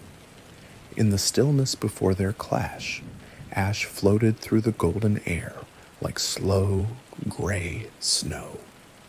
The Erdtree's inner light flickered. Somewhere far away, on distant altars and in ruined churches, the prayers of the few who still believed in a single, shining order faded into uncertain murmurs. Then Radagon moved, and the final phase of the world's long, sleepless night began. Radagon moved like a verdict given shape. He stepped forward, hammer in hand, and the golden floor beneath his feet cracked in precise, radiant lines. Each blow he struck sang with the tone of forging metal, as if he were trying to hammer the world itself back into the form he believed it should hold. Light burst from the impact points, not wild and fire-like, but controlled, geometric, circles and sigils spinning outward, inscribing fleeting diagrams in the air before breaking against the Tarnished's armor and skin. To the Tarnished, it felt as though they had stepped into the center of a divine equation. Radagon did not fight like a savage or a tyrant. He fought like a craftsman furious that someone had dared to touch his work. Every swing of his hammer tried to drive the shattered pieces of the Elden Ring back into their old positions, and every evasion, every counterstrike the Tarnished made was a refusal to let the old pattern close around the world again. Golden spears of light erupted from the ground. Shards of radiant stone fell from nowhere, stabbing down like the teeth of a descending crown. Radagon hurled bands of energy that spun like halos turned into weapons, each one carving luminous scars into the air as it passed. When he leapt, he rose with the impossible grace of a god used to being the highest point in any room, bringing his hammer down with the finality of a judge's gavel. Yet the Tarnished had not come this far by bowing before titles or symbols. They watched, learned, and moved in the slender spaces between Radagon's certainties. When the hammer fell, they rolled through the shower of sparks. When luminous circles flared beneath their feet, they slipped out of their boundaries before the exploding light could claim them. Steel, sorcery, faith, and simple, stubborn resilience answered each of Radagon's proofs with a counter-argument written in noise and pain. As the duel lengthened, cracks began to appear not just in the floor, but in Radagon himself. The glow around his form flickered, his movements growing more desperate, more human. The hammer that had once mended and judged now shook in his grip. For all his divine bearing, he was still bound to the same fatal contradiction that had broken the Golden Order. He was trying to restore a law that had already proven itself unable to bear the weight of the world's suffering. The final blows fell in a storm of light and ash. The Tarnished drove through the last of Radagon's guarded patterns, closing the distance, striking past his halo of fragments and sigils. When he staggered, the chamber's glow dimmed with him. He fell to one knee, then to both, hammer slipping from his fingers. For a heartbeat, the red-haired champion of the Erdtree looked almost small, a man who had tried to fix something unfixable and now understood too late that he could not. He toppled, and the light went out. Silence rushed in, a vast, expectant hush. The shattered form of Marika shook Radagon, suspended above, shuddered. The fragments of the Elden Ring hanging in the air began to glow more fiercely, their shapes blurring. The golden chamber's walls dissolved into something softer, like mist edged with starlight. The Tarnished felt the floor fall away beneath them without actually moving, as if they were being drawn not through space, but through the logic of the world itself. They emerged in a place that did not belong entirely to the lands between. There was still a sky of a sort, dark, endless, stitched with distant stars that seemed both familiar and utterly alien. Below, a shallow sea of shimmering pale water stretched out, reflecting constellations that did not always match the sky above. The air had the weightless quality of a dream. In the center of this endless, luminous expanse, something vast floated, coiled around the invisible axis of the Elden Ring's broken design, the Elden Beast. It resembled neither man nor beast in any comforting way. Its elongated, luminous body gleamed with scales of shifting starlight, each plate etched with runic patterns that glowed and faded like breathing scripture. Wings of translucent, radiant membrane trailed behind it like long, celestial veils. At its heart, where another creature might have carried organs or flame, burned a complex, rotating sigil, the living, radiant diagram of the Elden Ring itself, reduced and yet magnified in this cosmic envoy. This was the greater will's messenger made visible, the pure, cold intention that had once descended as a falling star to plant the Erdtree in the lands between. Now it had shed its earlier subtlety, no longer content to work through Marika, Radagon, and the Erdtree alone. It stood or floated, unveiled, facing the Tarnished as the final barrier between them and the right to shape the world's law. The Elden Beast glided over the mirrored sea, each movement sending ripples of light across the water. It raised a limb, if limb it was, and reality folded around the gesture. Runes burst into being, forming halos and lances of energy that streaked toward the tarnished. Rings of golden light expanded across the water, forcing them to leap through shrinking gaps or be burned from within by the law they described.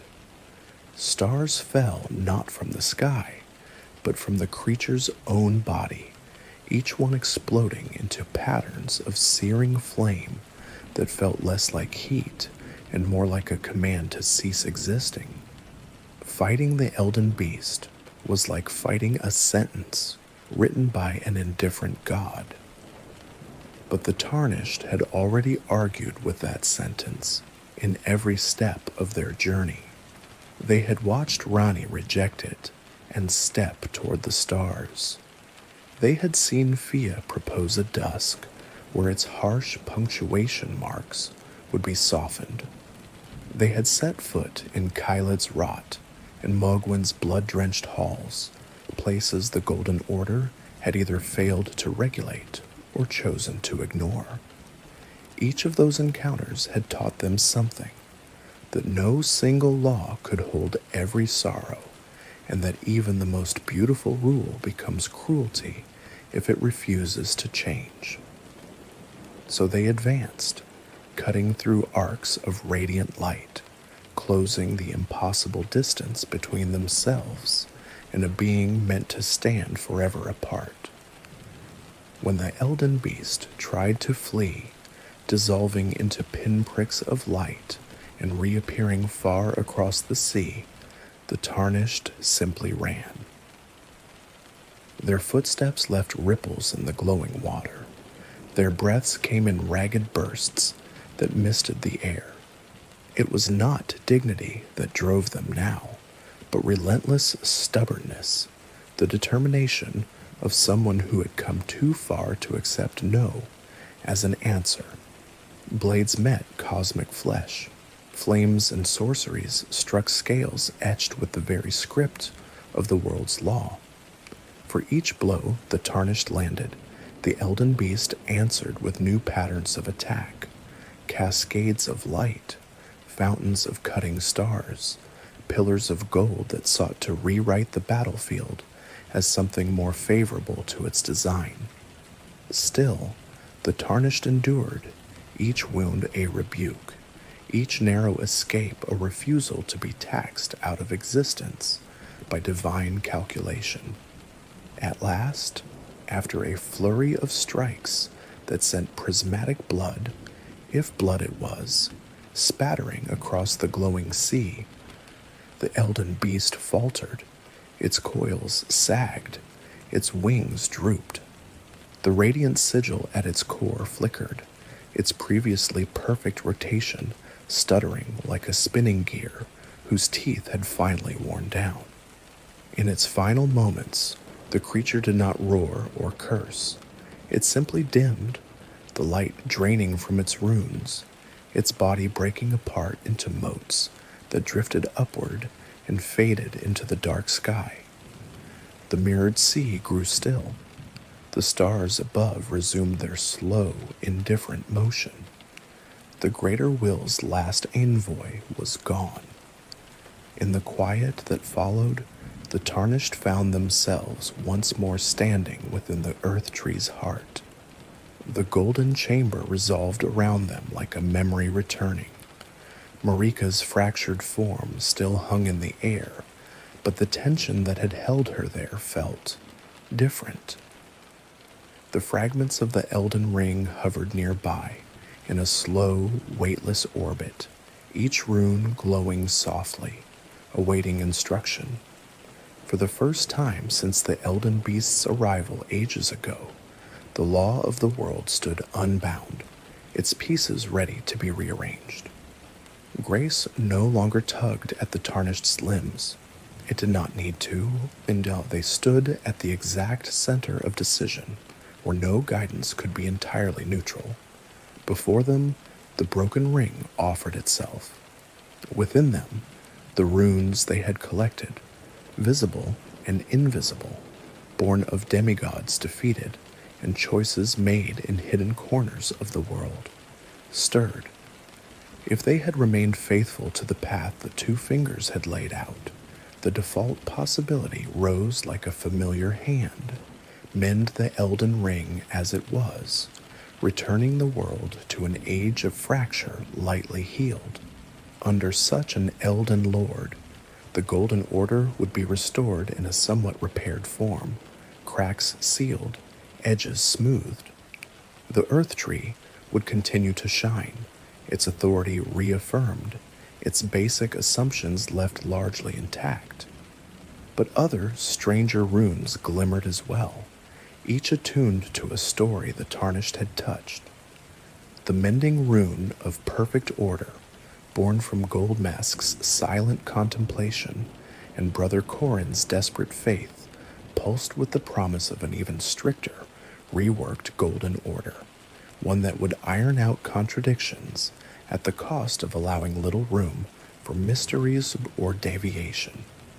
Fia's mending rune of the Death Prince gleamed with twilight light, offering an age of Duskborn, where life and death shared the same misty ground. The Dung Eater's rune, darker and heavy, promised a blessing of despair that would smear defilement across all souls equally. Far beyond, the faint chill of Rani's path tugged at the edge of awareness. The possibility of refusing the Erdtree entirely and stepping instead into the distant, patient cold of an age of stars. And deep beneath, if the Tarnished had taken that other terrible embrace, the frenzied flame hissed and writhed, ready to answer this moment with a decision that would not mend the world at all, but reforge it into a single, howling fire in which no one would be alone, because no one would remain separate enough to be lonely. All of these possibilities gathered around the Tarnished like invisible spectators, waiting. The Elden Ring's fragments rotated gently. Marika's cracked body seemed to watch in a silence that might have been regret, hope, or both at once. The lands between, from the scorched dunes of Caelid to the drowned spires of Liurnia, from the ash-buried streets of Leyndell to the rot-stained branches of the Limgrave, held its breath. Whatever the Tarnished did next would not erase what had happened, but it would decide what kind of sky would hang over the scars. Sword lowered or raised, hand outstretched or held back, they moved toward the shattered ring. And the long story of the Erdtree's age, which had begun in wild crucible and falling stars, finally reached the moment where it had to choose whether to continue, to change, or to burn. In that stillness, with the shattered ring turning slowly before them, and the world's futures gathered like unseen spectators, the Tarnished simply stood and breathed. Ash drifted through the air in faint spirals. The Erdtree's inner light glowed softer now, as if even it were weary. Everything that had come before, crucible and conquest, rot and blood, stars and madness, narrowed to this quiet, unremarkable motion, a hand reaching toward the fragments of law. When that hand closed, the world did not end in an instant. It shifted. If the Tarnished chose to mend the Elden Ring without calling upon any special rune, the law of the Golden Order returned in a form most in the lands between would have recognized. The Erdtree's flames subsided. Leaves of gold once more drifted over ruined cities and quiet valleys. A new Elden Lord rose, crowned not by ceremony alone, but by the journey carved into their scars. Under such an age, many things remained the same.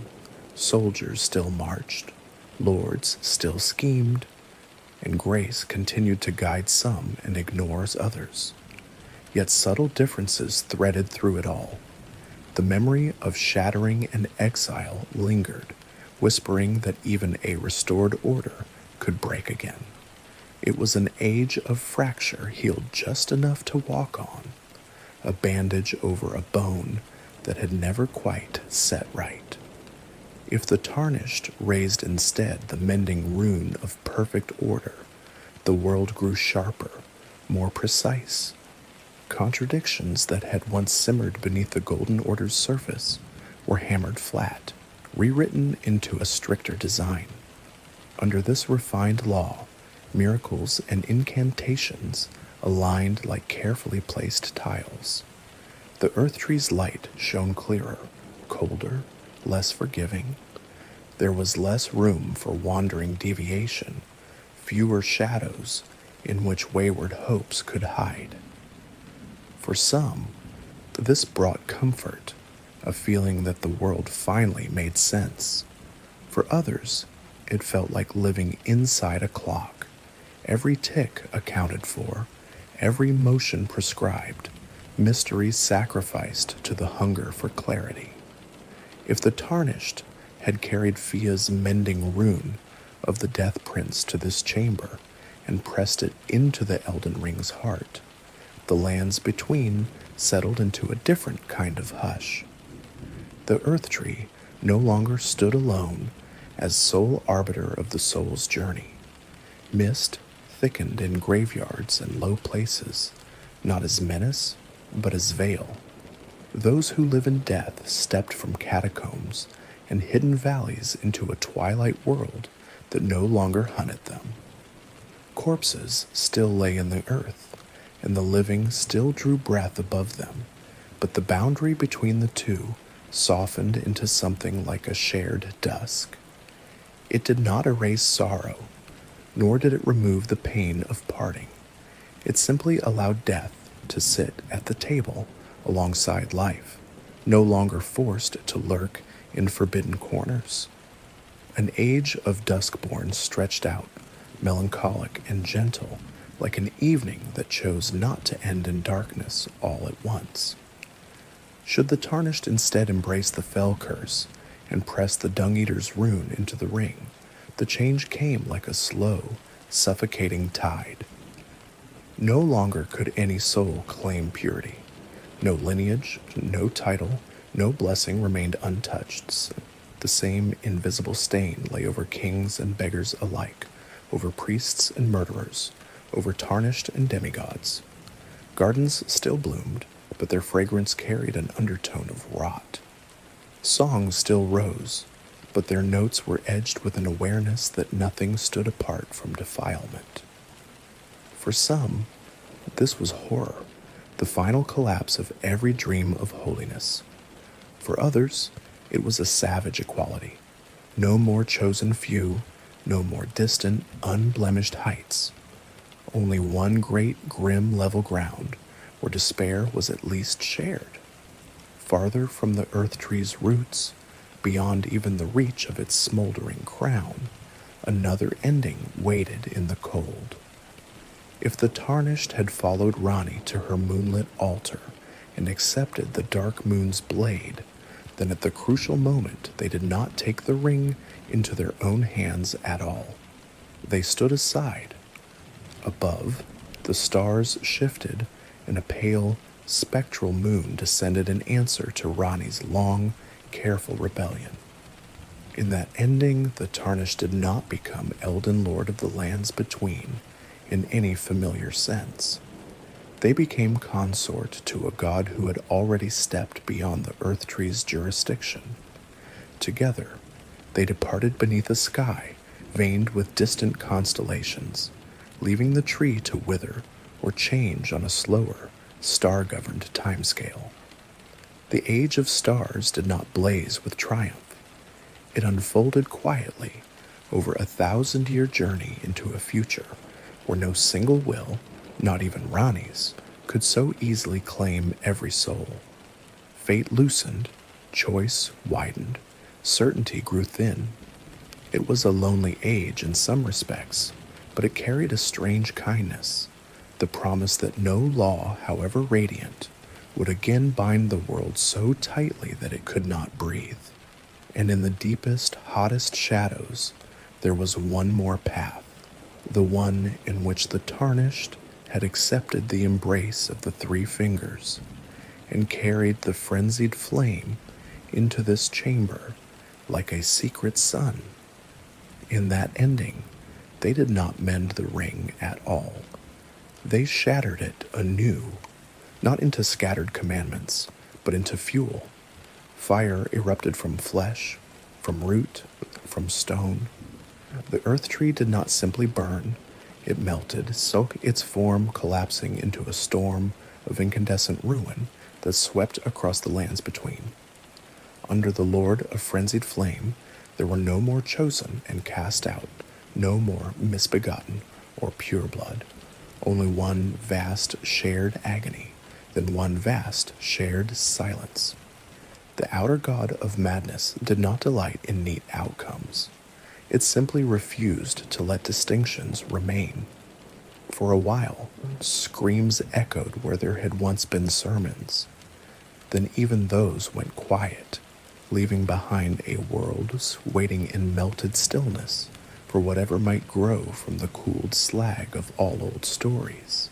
Yet whichever age dawned, fracture restored, order perfected, dusk born, despair shared, stars ascendant, or all-consuming fire, the cost of order remained written in the earth. The wars of the demigods, the shatterings scars, the rot-bloomed deserts, and blood-caked altars did not vanish. They became part of the myth people told themselves about how the world had once been. Children listened to those tales beside low fires, their faces flickering in the light, and wondered if their own choices would one day bend history the way a single Tarnished had done. In small houses beneath broken walls, farmers still rose at dawn to tend exhausted fields. In quiet churches, the last few faithful, whether to tree, moon, dusk, or something nameless, lit candles whose flames trembled in the slightest breeze. Old warriors cleaned rust from their weapons and decided at last to let them dull. Merchants counted coins that no longer bore quite the same weight of royal authority. Misbegotten brushed dust from their feathers. Omen looked up at a sky that judged them a little less harshly. Life, in all its stubborn forms, refused to stop. It bent itself around whatever law the Tarnished had chosen, sometimes gratefully, sometimes resentfully, always searching for small spaces of peace within grand designs. That had always been its way, long before the Erdtree had ever risen, long before the Greater Will had ever cast its gaze upon the lands between. And somewhere, beyond all endings and titles, the memory of one journey remained.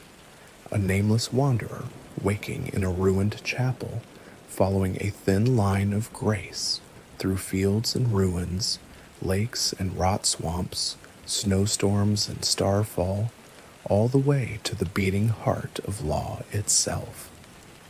The story of that journey passed from voice to voice, changing in the small details each time, but keeping the same quiet core, that in a world ruled by gods, one small, persistent soul had been allowed to choose what came next.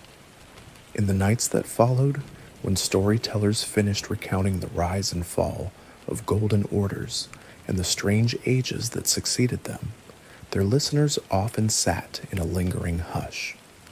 Outside, leaves, golden, scarlet, or ordinary green, rustled softly. Wind moved through broken towers and along lonely roads. The lands between, for all its wounds, continued to breathe, and as the long tale of Erdtree and Ring, of Marika and Radagon, of demigods and Tarnished, faded from the air, the room itself seemed to grow quieter, as if the world were dimming its lanterns for a little while. The listener's eyes grew heavier, lids sinking like gates that had guarded the mind all day and now, finally, felt safe enough to lower. Thoughts that had marched in sharp formation, names, battles, places, and powers, loosened their ranks and drifted apart, becoming softer impressions. A distant tree shining on a hill, a quiet lake under starlight, a single figure walking a long road with no one's voice but their own in their ears. Breaths deepened, slowed, the sounds of the outside world, traffic, footsteps in distant corridors, the faint hum of late-night life receded to the edge of awareness. In their place remained only a gentle sense of distance, as though the lands between had retreated to the far side of a closed book, their storms and sorrows neatly bound and set back upon the shelf. The story had reached its resting place.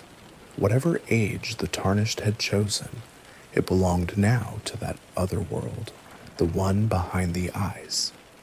Here, on the pillow, there was only the steady rise and fall of a chest, the soft weight of blankets, the familiar scent of a room that had quietly watched over many nights. The mind, having walked beside warriors and gods and forgotten cities, turned gratefully toward smaller things. The memory of a kind word, the warmth of a hand once held, the simple relief of knowing that for this moment, nothing more was required. No battles to fight, no decisions to make, no laws to mend or break, only rest. And so the tale of Elden Ring, for tonight, lay down as well, its last echoes dissolving into darkness as the listener's breathing settled into a calm, unhurried rhythm. Outside, whether under a golden tree, a pale moon, or an ordinary sky, the world continued on. Inside, in the quiet where stories end and dreams begin, sleep gathered softly, like falling ash that did not choke but comforted, laying a gentle, silent blanket over all that the day had carried. At last, the long history of the lands between slipped into silence, and the listener's thoughts followed it, drifting slow and peaceful into the dark, where rest awaited like a long-promised grace of its own.